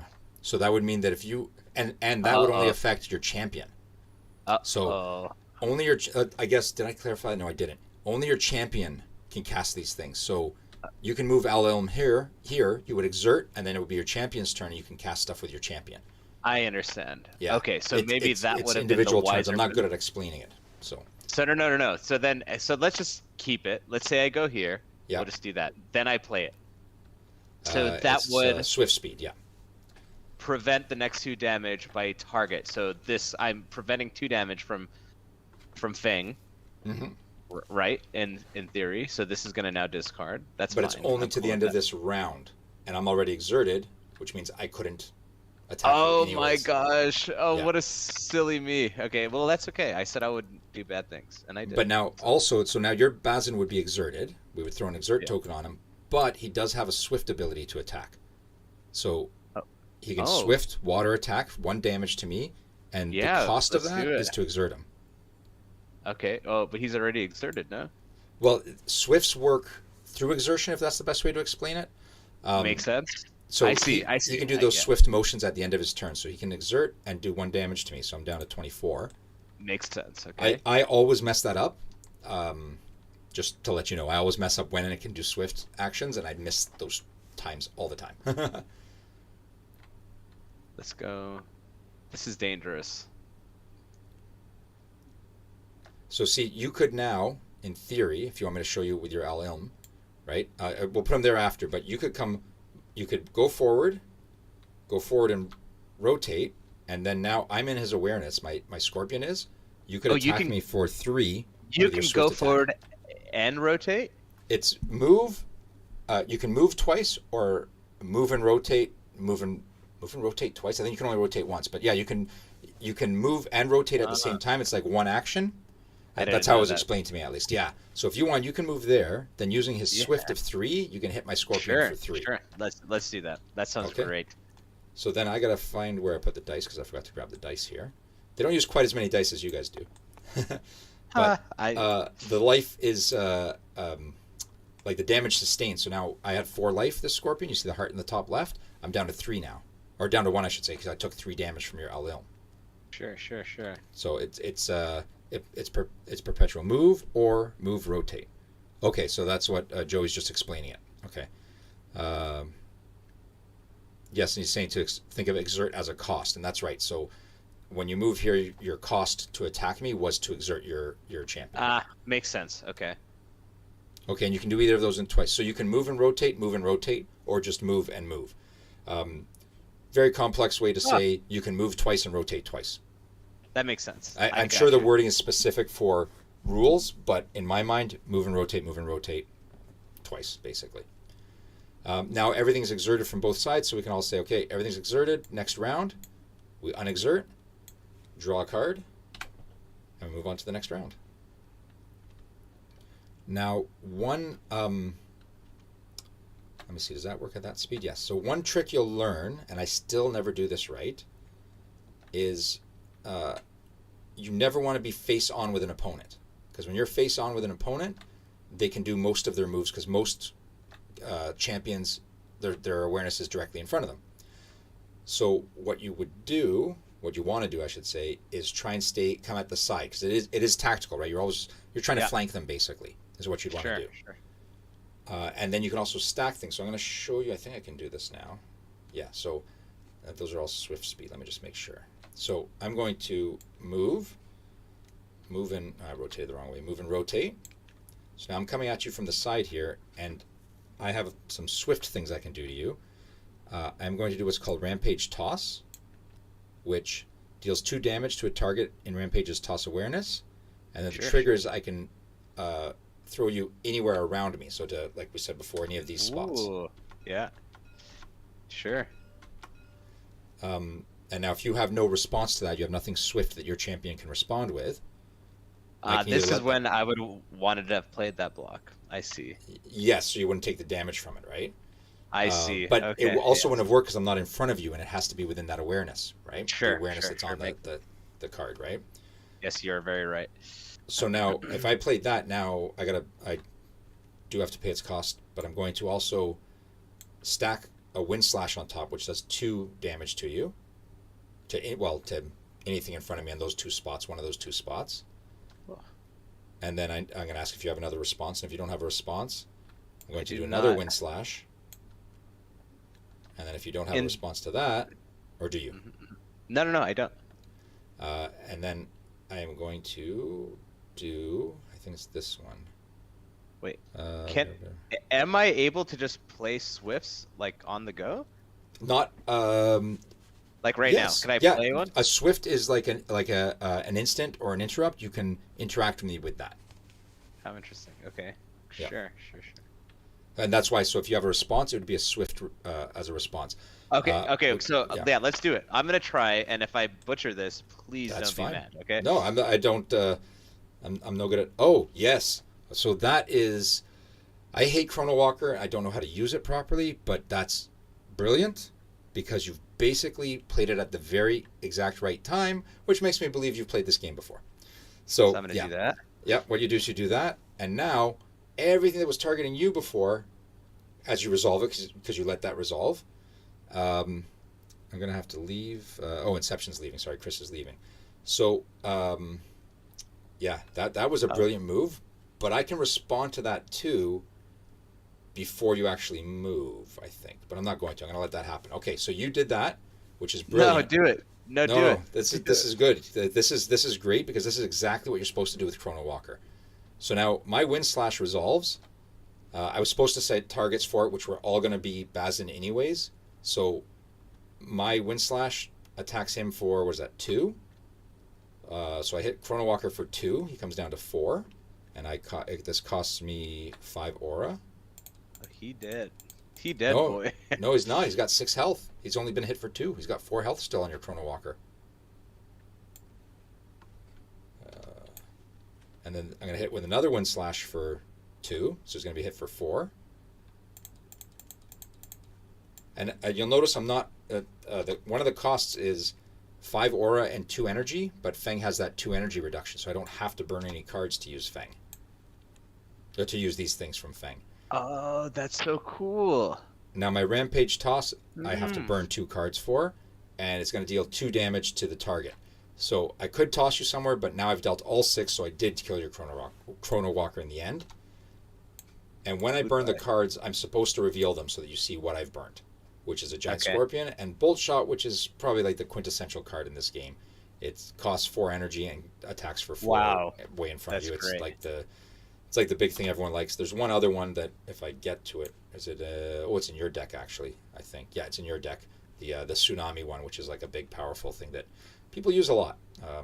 It was much sought after, and then they reprinted it in the latest set, which is good.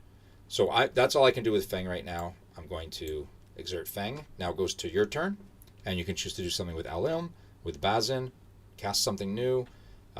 Your Elim can attack my Scorpion and kill it, or not. That's up to you. Okay, Okay. Decisions. Okay, let's go here. Mm-hmm. And then Swift attack for 3. Okay. Do I have a response? Let me see if I can Actually, respond. that was silly. No, not really. We're okay. Hmm.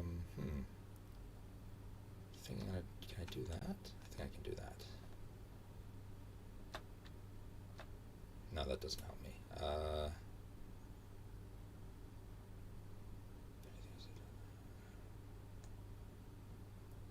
Yeah, I can do this. So I'm going to do knockback in response. So I Okay. have to burn 2 cards. I see. So it's a swift basic attack 2, which is going to do 2 damage to your Alilm and push it back 1 spot.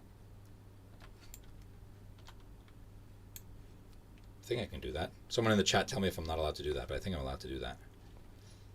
I always figure I can't do what I'm trying to do. I think I can, because even though I'm exerted, swifts are swifts. You can still use them. That's the whole point of it, is that you can interact with that. That's the interactivity. So now your Alilm did its move, so it's exerted, and then it comes back to my turn, and I can, with my giant scorpion. Oh, what? So I only get one everything. I get one action per like unit, so Yeah. to speak. Yep. Oh, I didn't. I was not aware. Yeah. I thought it would be all in one go. No, see, so this is the kind of balancing thing of spell slinging versus summons. They call their creatures summons. You have a summon heavy deck, you can get 5 turns to my 1 or 2 if I've got a spell heavy deck, right? But Sure. sometimes the spell heavy deck helps a bit more when you've got the very powerful spells like the tsunami and stuff like that, and the bolt shots, because you can do a lot of damage with those, right? Sure. But yeah, so that's yeah, you can use swifts even if you're exerted, as long as the cost is not exerting. Yes, okay, so Joey just clarified that. Sometimes you'll see a cost will be to exert, like this Sure. range attack is exert. If this creature was already exerted, I couldn't use its swift thing. So that's another benefit, is if you had, say you didn't move your Alilm, you left it where it was, and you said you were going to attack my scorpion, in response, I would swift attack you back. And my attack would resolve on the stack before yours. So there's a lot very magic related in that respect, with the stack Oh up God, of that's things mean. and stack down. Yeah. That's a mean scorpion. Okay. Yeah. Go ahead. He So now I'm going to do. killed him. Yeah. Yeah, pretty much, Okay. right? But I'm not going to kill him now. I'm actually going to, with the scorpion, attack your Bazin. So I can knock him down by, what is it? 3, right? Yeah. Range attack of 3. And then I will exert my scorpion. And then it goes back to your turn for Bazin. Okay. Oh wow, that is a wild range. Okay, great. I'm going to.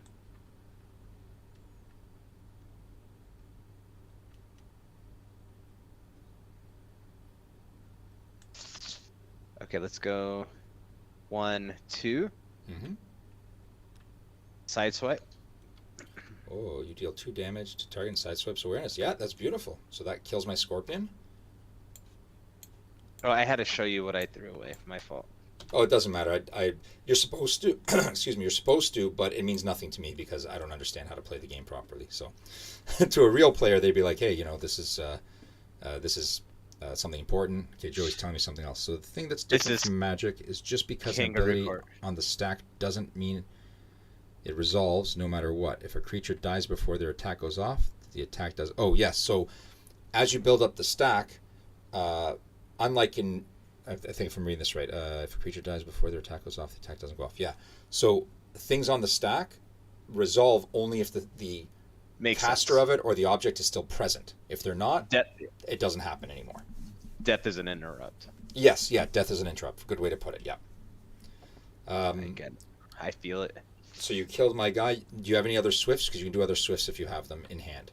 Because you move 2 spots, so you can do any other swift you want. Or no, I'm good. I think I'm good. Okay. I'm happy. So then we can unexert, draw, and go to our next turn. Next round. So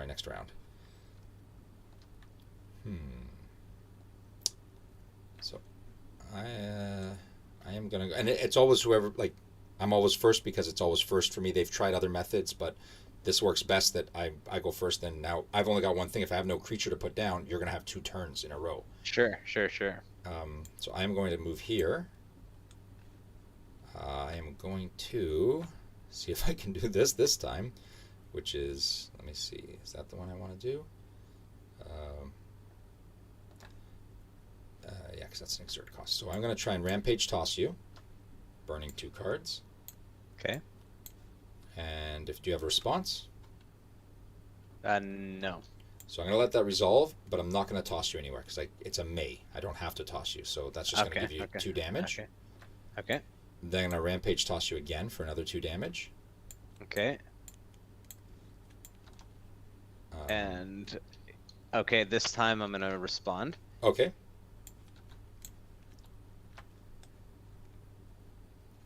What do we got here? Oh, Chrono Walker again. Nice. Do I have a response for that? I do not. Damn. Okay.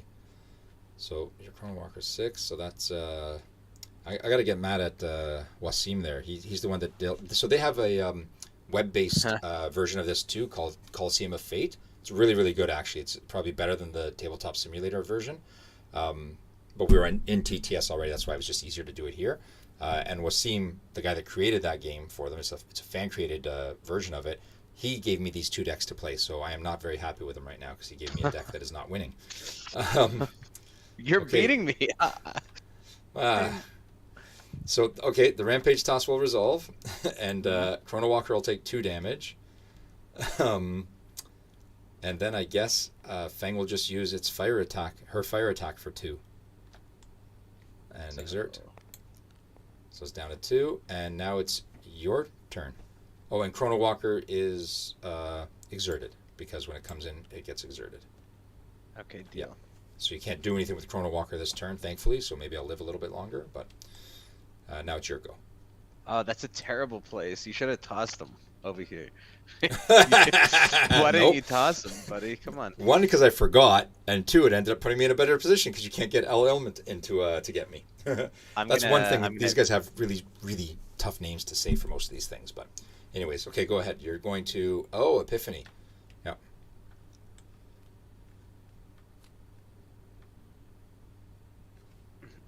Oh, very nice. Okay, I like it. Is that Swift? It is. I don't like when people talk like that, where they're like, "Oh, I know this. This looks good. This sounds good." I'm like, no, please don't. I know. I'm sorry. Okay, we're gonna do this. Sure. We're gonna move here. Sure. I'm going to heal all units for 2. Oh wow. Okay. And yourself as well. You and everything in Breath of Jalar's awareness. You heal yourself for 2 as well. And when you heal in this game, you can go above your starting health, just to let you know. Oh, so nice. You can throw that in and heal your Chrono Walker up to 8. So then your Chrono Walker is harder to beat, and yourself and everything. It's good. It's I wish they worded it a bit differently because it sounds like it's only up to that, but it's up to 2 from it, but it can go as high as it wants. We'll finish that movement, and then wait. Did I do that wrong? Should I have done that first, or? Yeah. So once you cast, you cannot move after. So you move there. If it's swift. Even if it's swift, yeah. Because now once you start casting, it's like you've locked yourself in place, sort of thing. Once you start casting, you're there, and you have to stay right where you are to finish it. Ooh, even the Epiphany then. Oh yes, even the Epiphany. Yeah, that's right. I'm sorry, I didn't notice that, but that's okay. We'll carry on from here. But yeah, as soon as you start casting, your champion is stuck where they are. So yeah, anyone watching who's never played, don't use this as your one way to learn how to play. It's not all exactly right because I missed things, but it gives you an idea at least. And sorry that the tokens, the exert tokens, are my face, but I'm a little self-centered, so I wanted those there. I was really I wanted to say something, but I just. Okay, let's go ahead and go here. All right, that'll be it. Okay. Everyone's exerted, so we can go to our next round and draw. Finally, I got something worthwhile. So we're going to drop a Baruch here. Baruch costs me 15 aura. So I'm going to go 10, 1, 2, 3, 4, 5. And now he comes in, he exerts, but then he's got Blitz trigger, which when Baruch enters the arena, remove all exert tokens from it. So I get to remove that from it. Wow, that's strong. This guy's strong. Yeah, it's pretty good. My God. He's one of the so many different tokens on the table. Oh, one of the people watching is looking at all the different tokens everywhere. All the Jeffs. Now, so what do I want to do? Do I want to do something here, which I think is going to be probably that's not going to help me. Oh, yes, it will. I'm going to do Diving Juke, which moves to a spot in Diving Juke's awareness. Costs me 4 energy because I have that reduction. 1, 2, 3, 4. Oh, I did. That was not a smart idea, actually. Yep. Okay, I'm stuck now, actually. So I played that wrong. If this says, because I'm moving, I can only move to spots that I could normally move to.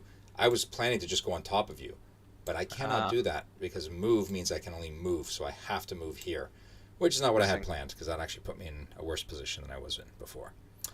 Well then, I did not think of that. I did not think that moved through clearly. So now, Feng is exerted, and it goes to your turn now. Okay, and Baruch is not exerted? Nope. So you'll be able to do one thing with one of yours, and then it'll come back, and I'll get to do something with Baruch. I see. I Yeah. see. Makes sense.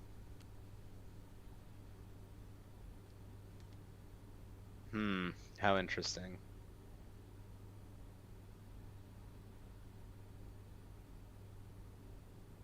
Okay, let me think this one through. Okay. Yeah, take your time.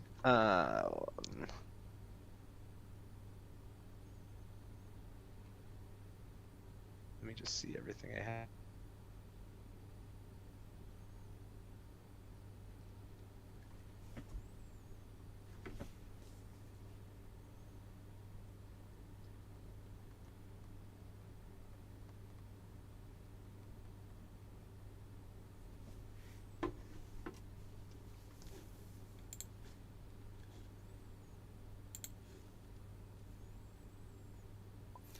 After I have to show you something from that was semi-inspired by Back Alley Mages. So before we end the stream, I'll show you on camera.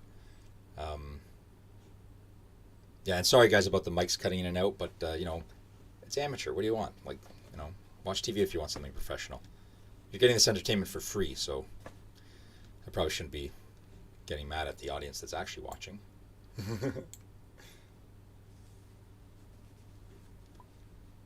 Summons must be done before hero movement. Yes. Yes, all summons have to be dropped first. Anything that's being cast by Bazin has to be done. Sorry, wait. You said before movement? Hold on, let me reread that. Summons must be done before hero movement. No, you can do them after as long as you've only moved the amount of spaces that allow you to do it. So if it's a action speed, you can only move 1 space. If it's a swift speed, you can move 2 spaces. But once you start casting with Bazin, he cannot move anymore. They're stuck where they are once they start casting.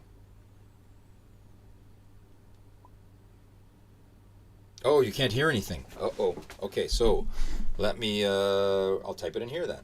I think I can type in here. How do you, whoops, that's not what I want to do. How do you, here it is. Okay. That's right, because if you have the mic, it's your headset and everything, right? You can cast summons at their speed, depending how much you've moved. Oops, no, I want to type more. So if you move 1 spot, you can second action and swift summons. If you move 2 spots, only second swift summons. Once you beckon, you cannot move.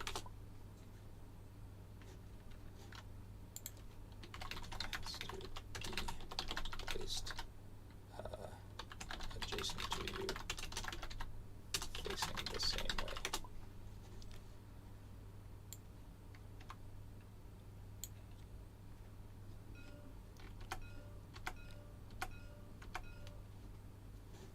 So I know hello? he can't. I'm Oh yeah, alive. you're back. All right, yeah. So My Bazin doesn't allow me to. I think his ability is when you beckon a beckon a summon, summon, you may. Oh,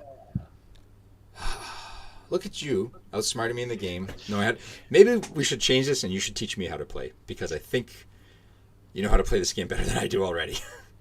But wait, does it still have to face the same direction or not?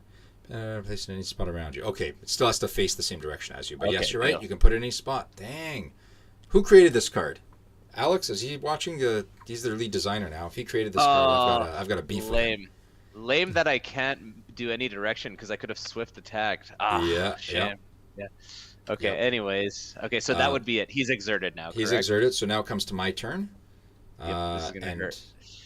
Baruch is gonna. Your walker's at 4. I should probably get rid of that one first, I would think. So yeah, I'm gonna move over here, and I'm going to attack the Chrono Walker for 4 with my fire attack.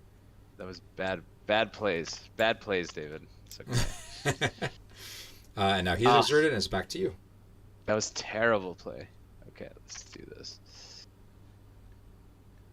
Okay, and then we're just gonna go straight for the 3. All right. 1, 2, 3. I'm down to 21. Okay. And now we're And all that's it? exerted, right? Okay, so Yep. we can unexert and go to the next round. Everyone draw. So it's a bit of a different, well, for me, because I play slow, it's a bit of a different speed than back alley mages, but I'm glad we did back alley mages first then, because that was a nice, fun, quick sort of thing. This is a little bit slower paced. It's tactical. I am It is, enjoying yeah, it. okay, so. All right, so I'm going to attack Al Ilm with Baruch. That's what I'm going to do as my first thing. Dude, Baruch's a monster. It is. Baruch and the Angels are probably the worst cards you can play against, and everyone will tell you that. Actually, there's a great one called I don't know what they call the deck exactly, but everyone always references it as Angels and Chairs because they have something called the Stone Protector that can help you move your angel around places. So they pretend that it's an angel sitting in a chair, I guess, and people hate when you call it that, and it's impossible to fight against because the angels have they have 2 types of flying in this. They have aerial and flight, and I think when you have flight, you have to hit it with only a ranged attack. You can't hit it with normal attacks. So if you don't have the right thing to work with, you're in trouble, basically. That's so mean. Okay, that's Okay, so you mean. pinged me here for 3. Mm-hmm. That's what's mean. Forget what you said, but okay. Okay, now we're over to Feng, right? So Yeah. do I have anything I can do here? I can. Baruch must die. Yeah. Oh, yeah. No, you got to get rid of a Baruch and get rid of an Angel, and even the Scorpion. That's another one that's kind of one of those ones you want to get rid of if you can. So Feng is going to move and rotate here, doing the thing I told you to never do, which is walk right in front of someone. And we are going to try to Rampage toss you. Oh. Do you have a response? Yeah. Let's do the. Oh. Okay. So. Well, that sucks because I didn't do any damage to you, so I can't actually toss you. Yep. Oh, really? Is that how it works? Because it says if a champion or summon is dealt Trigger. damage by Rampage How toss. interesting. Yep. Oh. All right, so then I'm going to try to knock you back instead. See if that one works. How many tricks you got up your sleeve, David? Don't do it. Don't do it. You don't want to do that. Yeah, I do want to do that. Wait. Oh, yeah. Wait, you ready for this? No, not again. Same, right? No. We'll let it happen. No, Oh. you know, I'm not gonna. Do I want to let it happen? Add insult to injury. You beat me at your own game, now beat me at No. my game. No. Go ahead. Push it back. Push it back. Okay. I'll take the 2. So I hit you for And then- 2, you get pushed back there. So mean. And then Feng is exerted. And see, so this is where I misplay because Feng has a swift fire attack. So what I should have said is, okay, before that resolves, I want to do a swift fire attack. I see. And then that would exert Feng, and then the other things would still take place. And I always forget that I mess up with that. So that's kind of my fault. Oh, no. I'm gonna I have to kill this guy. It's been fun knowing you. I thought we were friends, but I see the tsunamis come out. Okay, so I have to kill the. now Baruch. tsunami hits everything in the area, so You're everything takes joking. that damage. Yeah. So what was it? It's tsunami 3 damage, or I can't remember how much it is now. Everything? 3 water damage to everything in tsunami's awareness. Oh, I'm a fool. Well, that's okay. So you killed your LM, but you also killed Baruch, and you did 3 more damage to Feng. It's not worth it. Sure, you got me under 20. That's pretty good. You expect to wipe me that bad, huh? No, not at all actually. So yeah, no, I'm okay. So now we're both. Do you have anything else to do, or are we both exerted now? Yeah, and then I can still play actions because I haven't moved yet. Right. Correct. You can still play actions. You can.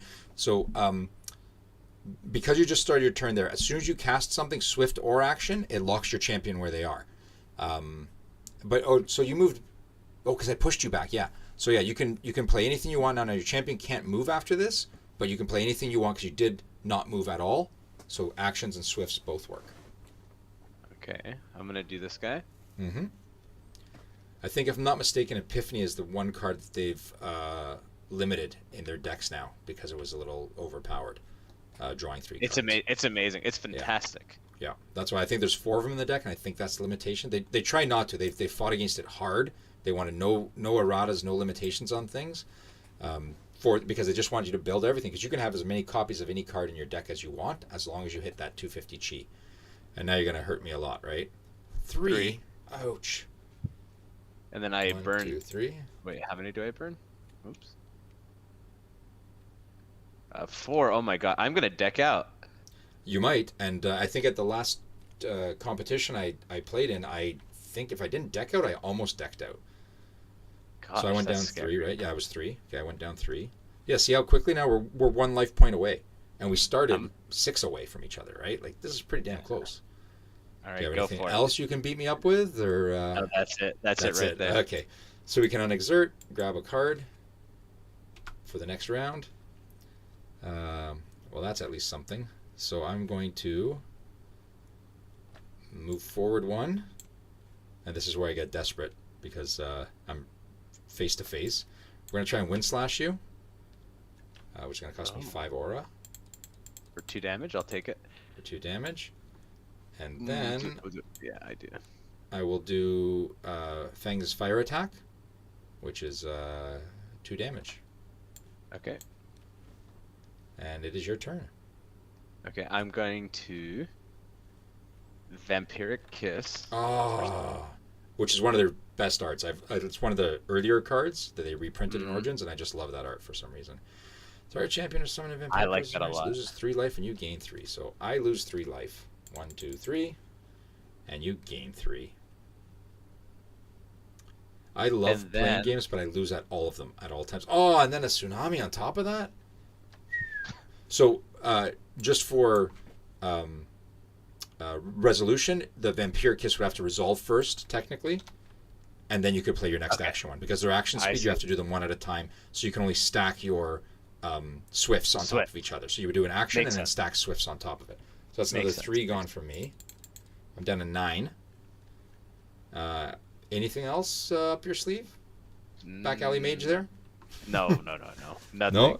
Okay. Wait, can I do the swift attack? Yeah, I can. Yeah, you can. Yeah, for sure. Heck so you can hit me yeah, for heck 1. Oh. How come you remember it and I don't remember it? I've been playing the game for a year. Okay. So then we unexert, draw. Clearly one of us is a game player and the other one is just a sap. And I'll leave it at that. No. Okay, so now I am going to see if this works. Is that a smart move? Yes, that is. I'm going to How interesting.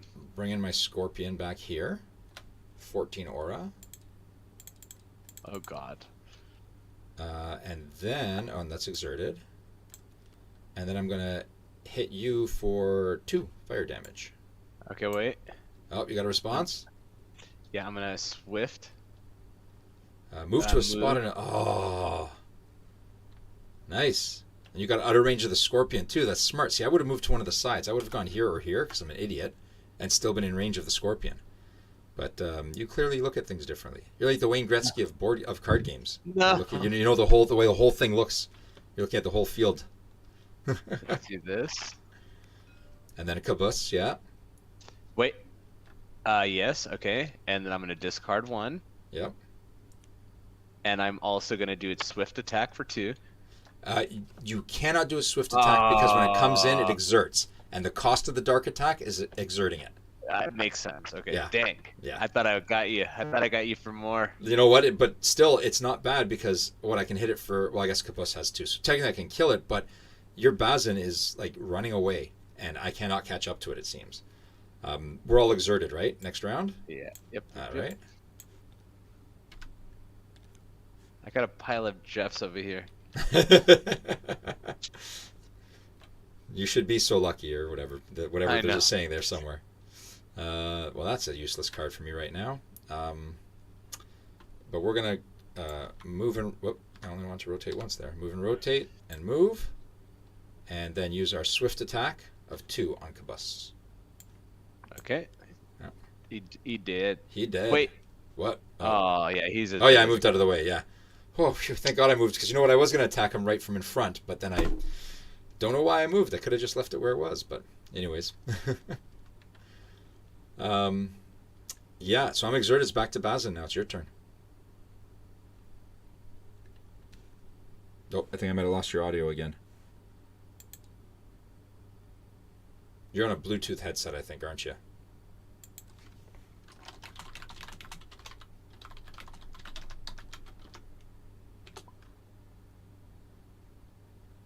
Really only seems to be affected on Discord, eh? That's so weird. Yeah, Discord is messed. Wireless, yes. Yeah, I did. I kept getting tangled in cords at work. You probably can't even hear me now, but Oh, I can hear you now. Okay. I kept getting tangled in cords at work, so I bought a wireless headset. It worked for about a week, and then no one could hear me. It kept cutting in and out, and I'm like, you know what? This is business. I need to. I can't use wireless. Anymore. I'm done. I'm buying a wired one after today. Yeah, trust that's me. what I got. This lovely little curly cord for my headphones and fancy mic for the talking. So makes my voice sound good. Yeah, it does. It's very nice. Very, very crisp. I have a great face for radio, I've been told, so that's why. Oh no, I don't want to do anything, man. That's a shame. This is a shame. Why? It's just I don't want to move. I just want to sit here in peace. You can do that. You can just exert him and say, "I'm just not moving. I'm staying right where I am." But I don't want to exert either. That's. I just want you to move your guy. I see. So I get in range of something. I understand. No, what are you talking about? I don't know what you're talking about. Nope. Okay. Nope. No idea, right? Nope. Let's go ahead and I'm just gonna exert. Okay. We'll go. I'm lying. We'll go 2 over.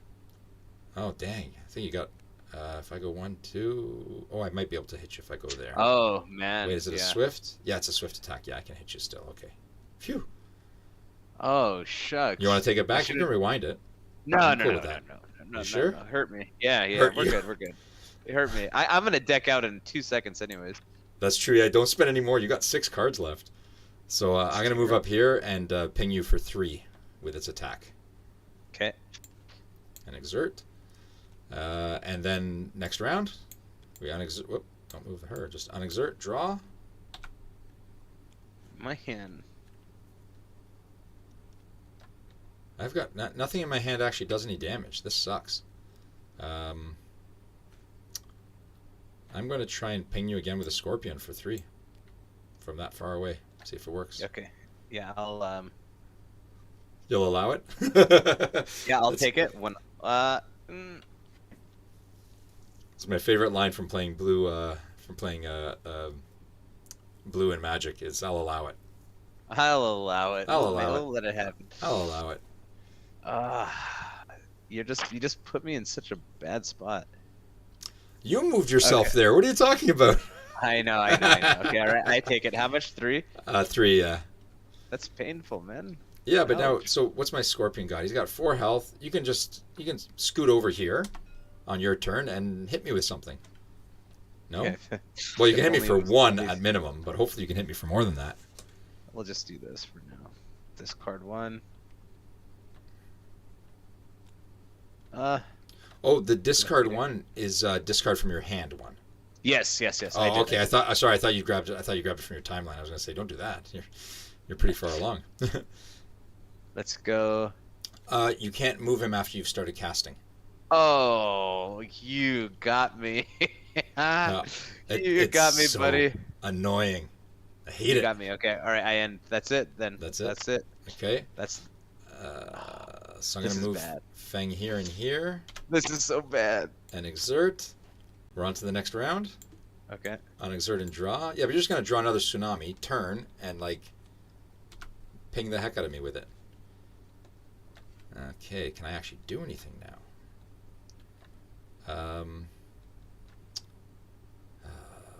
Scorpion's going to go here and attack Bazin for 3 again, hopefully. Okay. All right. What? Your turn. Yeah, let's do it. Let's do Okay. it. Let's do it. Oh, you have something or no? You have a response? You know. Yeah, no, that's. Oh Okay. my God, my heart. Okay, yeah, let's respond. Let's respond. I'm not gonna take the 3. All right. What's your Okay, I'm response? gonna go ahead and. Oh wait, what happens when I run out? What? When you deck out, or when you run No, out of this aura? thing. Then you Yeah. cannot cast anything that needs more aura. So once you've burnt all your aura, you're done. It's like you've My. gone to the bottom of your magic pool. This is like GG then, huh? Okay. Well, that's that. You started do with that like thing. a lot of aura though. You have 150 aura. I only had 90. Yeah, I know. Poor mismanagement. For a back alley mage, you're really mismanaging your aura, eh? Yeah, you got me. All right, let's go. All right. Okay, so I'm exerted now. It's your go. Okay, let's go. Here and here. He's gonna attack for 2. Yep. So I'm going to take the 2. Wait, do I have a response? Oh, I do have a response. Yeah, you're not going to be happy, but I'm going to do this response anyways. I'm going to do Diving Juke. Okay. Burn 4. 1, 2, 3, 4. I'm going to move to this spot. Okay.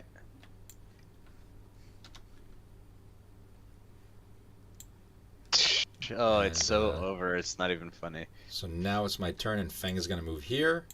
Okay. And I'm going to attempt to Rampage Toss you for 2. You have a response? Move here. Response before you move, I'm going to do the 2 attack from Feng, the Swift Fire attack. And it'll still hit, huh? It'll Dang. still hit because it's before you move away. Makes sense. Makes sense. Okay. All right, now I'm exerted. It's back to you. It's Bazin's turn. Man. Can you it's hit me over. for 8? No. I wish. Oh, but still. So not. Wait, could you cast it? Oh yeah, No, you used all your I energy. can't. I'm All your aura. dead. It's a sad life for me. I'm gonna hit you for 1. I'm just gonna do it. Okay, I'm down to 7. Don't say it's over till it's over though. You never know. I might as well summon this guy while I was there. Well, Yeah. we'll change the order. Yeah, whatever it is. Yeah, that's fine. I don't mind. It went the other direction. The same difference to me. All right, there you go. Okay, so now we're all exerted. We can unexert and move to possibly the last round. 100%. You don't got to be nice about it. Well, who knows though? I've been known to misplay many times. You've got 2, right? So we're gonna do this a different way. We're gonna move and rotate, and we're gonna try and wind slash you. Oh, that was smart.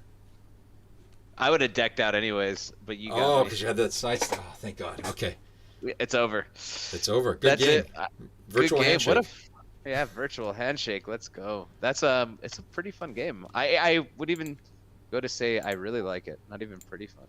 It's a little slower pace. It is tactical. It's a bit different like that.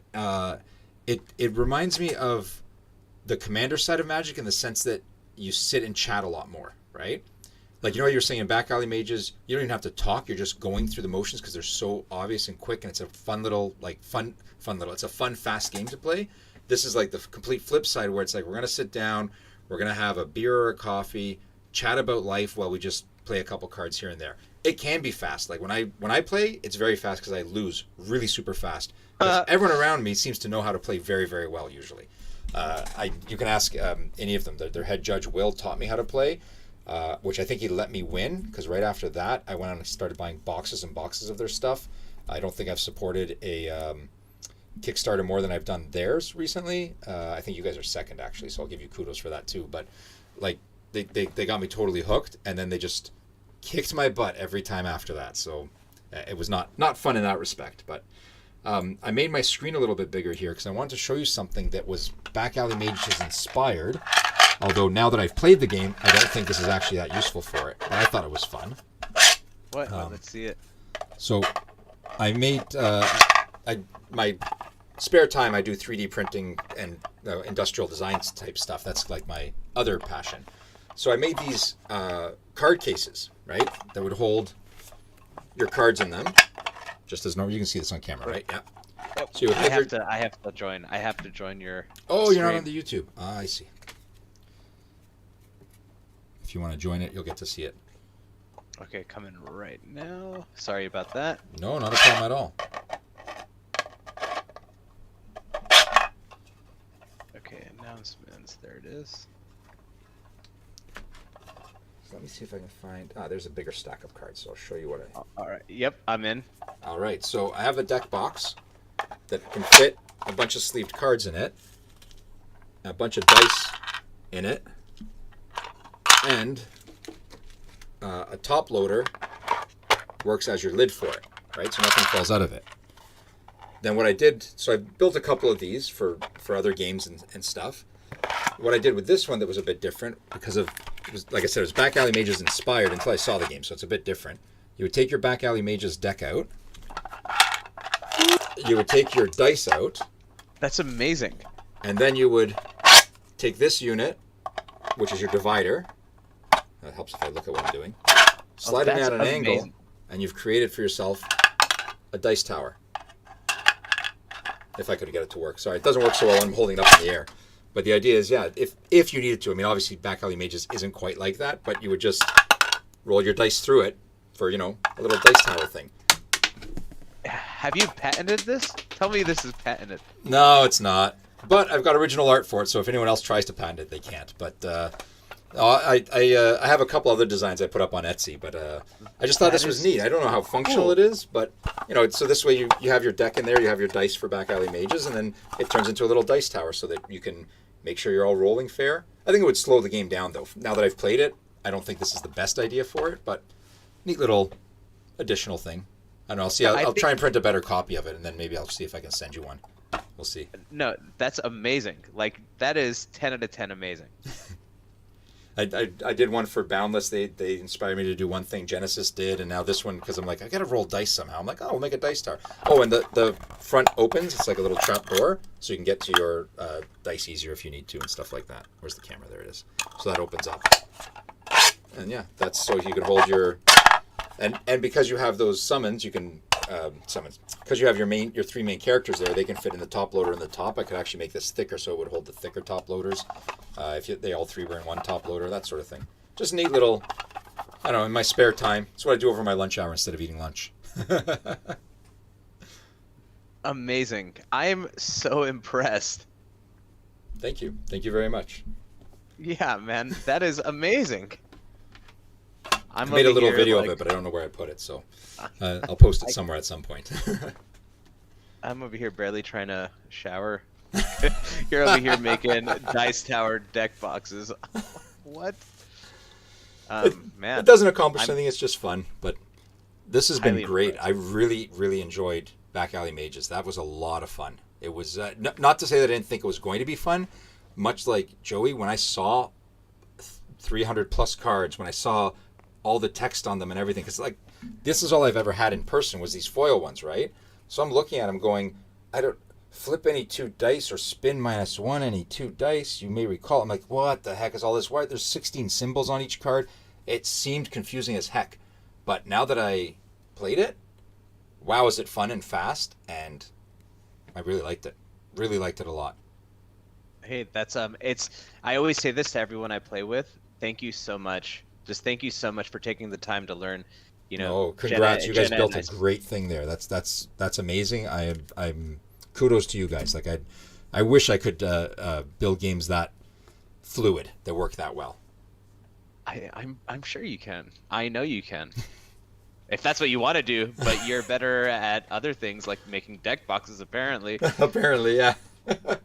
Because I couldn't do that. Mechanically, I'm a terrible person. I cannot put things together. Don't ask me to do things that require any sort of... Changing light bulbs, at least? Oh, yeah, of course. Of course, of course. I just need 2 of me to do that, though. Oh, I see. Yeah.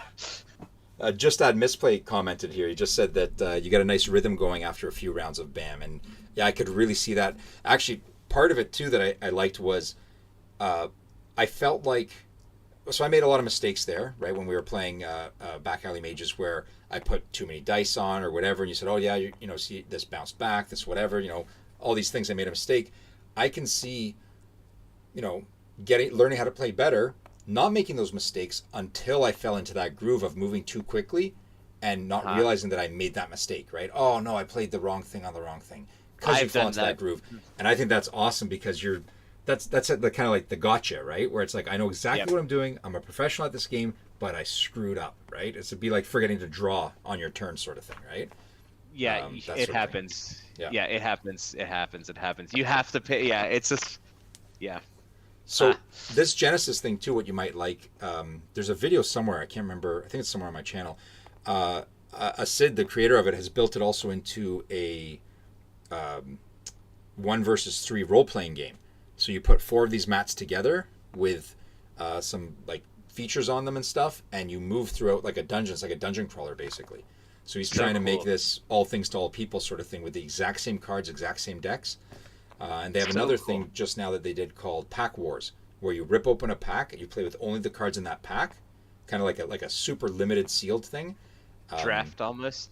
Well, it's one pack. You don't share anything with it. All the cards in it are usable as if your champion could use them, and you have an invented champion with 10 health who can punch for 1, and it's really cool. It's a lot of fun, and it totally levels the playing field because maybe you just opened a good card, like maybe you had that tsunami in your deck and you got to ping people for a lot, and you usually play that 4 to 6 player. Seems to be and Joey's just commenting now. He's got a lot of plans for the PVE, the dungeon crawler PVE of it. So it's a growing thing. So this is just one aspect of it. They're, by the sounds of it and the looks of it, they're trying to do a lot more with it. Turn it into a whole thing of its own. I can't wait. I'm actually going to start, I think, delving into Genesis. Just you should. Definitely you should. Fair warning to my wife. I know she's watching, so. So what you should do, and this is a little bit of self promotion for me, go to the a couple videos ago. This is where you're supposed to say, "Sorry, I'm being kicked out of the house, guys. I'll call you back in a minute." No, go back a few videos of mine. I'm giving away. Where is it here? I used to have it in front of me here. A beta pack of Genesis. I don't know where I put it. It's not in front of me now. Wait, is that it? No, that's not it. I was donated a beta pack of Genesis cards to give away when I got 150 subscribers. Where did I put it? It was right here before. Anyways, I opened the pack and you have a chance to win it. And that's a great place to start because you can't really get anything pre-beta. The alpha stuff is too expensive. Nothing is really available in market other than their most recent set, Origins, and the one just before that, which is kind of like a reprint set. So go find that video, drop a comment on it, and I will. You might win it. You never know. It's only one pack, but it's like the drug. You get the first one for free, and then you gotta buy the rest yourself. Jenna, you hear that? I hope you're taking notes, Jenna. I know she's watching. So. Well, and I'm doing a whole bunch of giveaway stuff too. So not to I don't know what happened there. Not to like self promote like that, but watch some of the YouTube and TikTok videos because I'm giving away a bunch of stuff. Oh yeah, they do have multiple mats to pick from. I don't know how to do it, but I know they have that. This is beautiful. Yeah, their arenas are gorgeous. I figured whatever you're doing, you're making it happen. You figured it out. See, I don't even know how to do that, but yeah, their arenas are gorgeous. That the playmats are nice like that. Complete opposite of yours, where like you said, you don't even need a playmat to play as long as you have these 3 fields to put it in. This one without the grid, you cannot play it. It's beautiful. This is a really beautiful one. I really like this. These colors are fantastic. I love it. Every time they release a playmat, I think at their last championship, I wasn't going to buy it. And then, I don't know, I guess they got people hidden in the audience that come walking around and they say things like, "Oh, really? That one's got the label on it that says 2021 championships." I'm like, yeah, okay, I guess I got to buy it now. I think I've got 6 Genesis playmats. I don't have anyone around me that plays. The nearest place is an hour and a half away from me to play in person. So this is the only way I can play. But I have 6 Genesis playmats. Because why not? Man, what a fun experience. I'm stoked. And I know Joey can hear, but I mean, I would love to learn more from either one. Yeah, Joey would be a great teacher. He knows a lot more than I do and is probably cringing when I said it and did some of the things I said and did. And now you've got 24 champions to pick from. They started with 12, then 12 new ones. You got 24 total. Actually, 25 if you include one that they've kind of forgotten about. They had a single color champion that is completely useless in everyone else's mind but mine. I keep trying to make it work. It's not going to work. And that's an early one. It's not considered one of the regular champions. It's, the one they've forgotten sort of thing. But there's 24 champions to choose from. They each have a different thing. They've got their stories behind everything. It's a lot of fun. Look into stuff. And like I said, I'm giving away a bunch of stuff. I have a whole box of theirs, actually. I got to give away a pack at a time. So follow whatever I'm doing, and you'll get a chance to win some stuff of theirs. Yeah. Vince says Rain is the only good champion. But I think Vincent is a little biased that way. And I will not talk ill of Vincent because he's one of my biggest supporters. So he always carries a banner around for me. So I will say Vincent is 100% correct. Rain is the best champion, and I will not get in trouble from him, hopefully. And yes, Joey, I would love to help build some 3D terrain, if you don't mind the 3D terrain looking like a deck box, because I've got some of these ready to go. Yeah, I am stoked. Like, count me in. Count me in. Come on. Yep.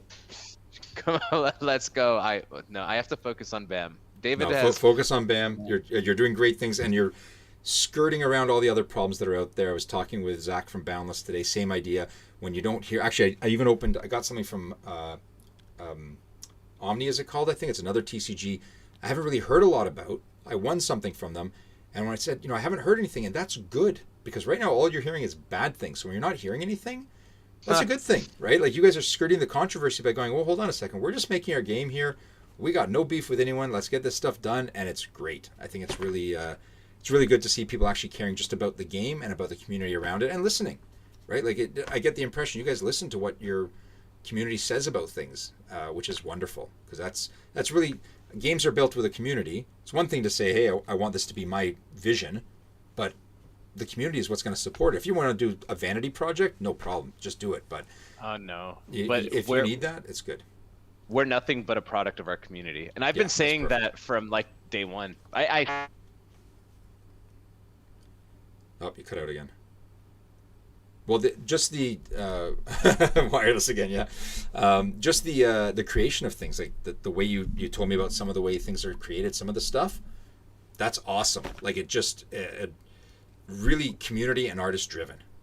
It's time to buy a new mic, so you might not be able to get into Genesis just yet. I'm not giving away microphones on my channel, so you're stuck not winning one from me. But do go drop a comment. You might win a pack of that. That'd be pretty awesome. Is there anything else people need to see or want to see? If not, maybe we'll call it a night. I mean, an hour and a half is pretty good. Yeah, sounds good to me. Sorry. Actually, 2.5 hours. What am I saying? Hour and a half. 2.5 hours. The community silenced David is what Vince said. Oh, okay. I don't know. So I guess you can't hear me either, David. But this has been a blast. We'll see if you can pop back in just to say goodbye. But if not, this has been great. Thank you very, very much, everyone, for watching. Thank you, David, for teaching me Back Alley Mages. Now I feel like I didn't waste my money on it, because I just fell in love with the way it looked and everything. So I jumped all over it, and now I'm happy to get it and cannot wait. Like, it just, I'm so excited for it. I can't wait to get it, start cracking open packs, and just building the collection. And I have no one to play with right now, so I just want to build the collection of it. It looks like a lot of fun. Really, really excited for it. Thank you, everyone, for watching. Don't forget to go back through my videos there, comment and whatnot, so you can win some of these beta packs. I have 2 packs of beta and a pack of Rays, plus a bunch of Origin stuff to give away. So just keep track of it. It's not a lot of people. I get like 3 to 5 comments a video, so like on these prize videos, so that you have a really good high chance of winning. And I ship them everywhere, so just drop a comment, and your chances are pretty darn good. Thank you, everyone, for watching. Take care. Have a very good evening or day or whatever time it is where you are. And hopefully we'll do some live stuff again after. Until next time, I will see you later. Goodbye. Oh, and follow Back Alley Mages on all their socials. I forgot about that. Follow Back Alley Mages on all their socials, everywhere. Stay on top of everything they're doing. It's great stuff, and they're great people. Like, the way Alejandro's passionate and Ben TC is passionate about things in their videos, that's exactly how David and Jenna are when you hear them talk about their stuff. They're that passionate as well, and it's just amazing to see that and know that people are so in love with just the games in general. So yeah, follow them everywhere, and I will see you all later. Bye-bye.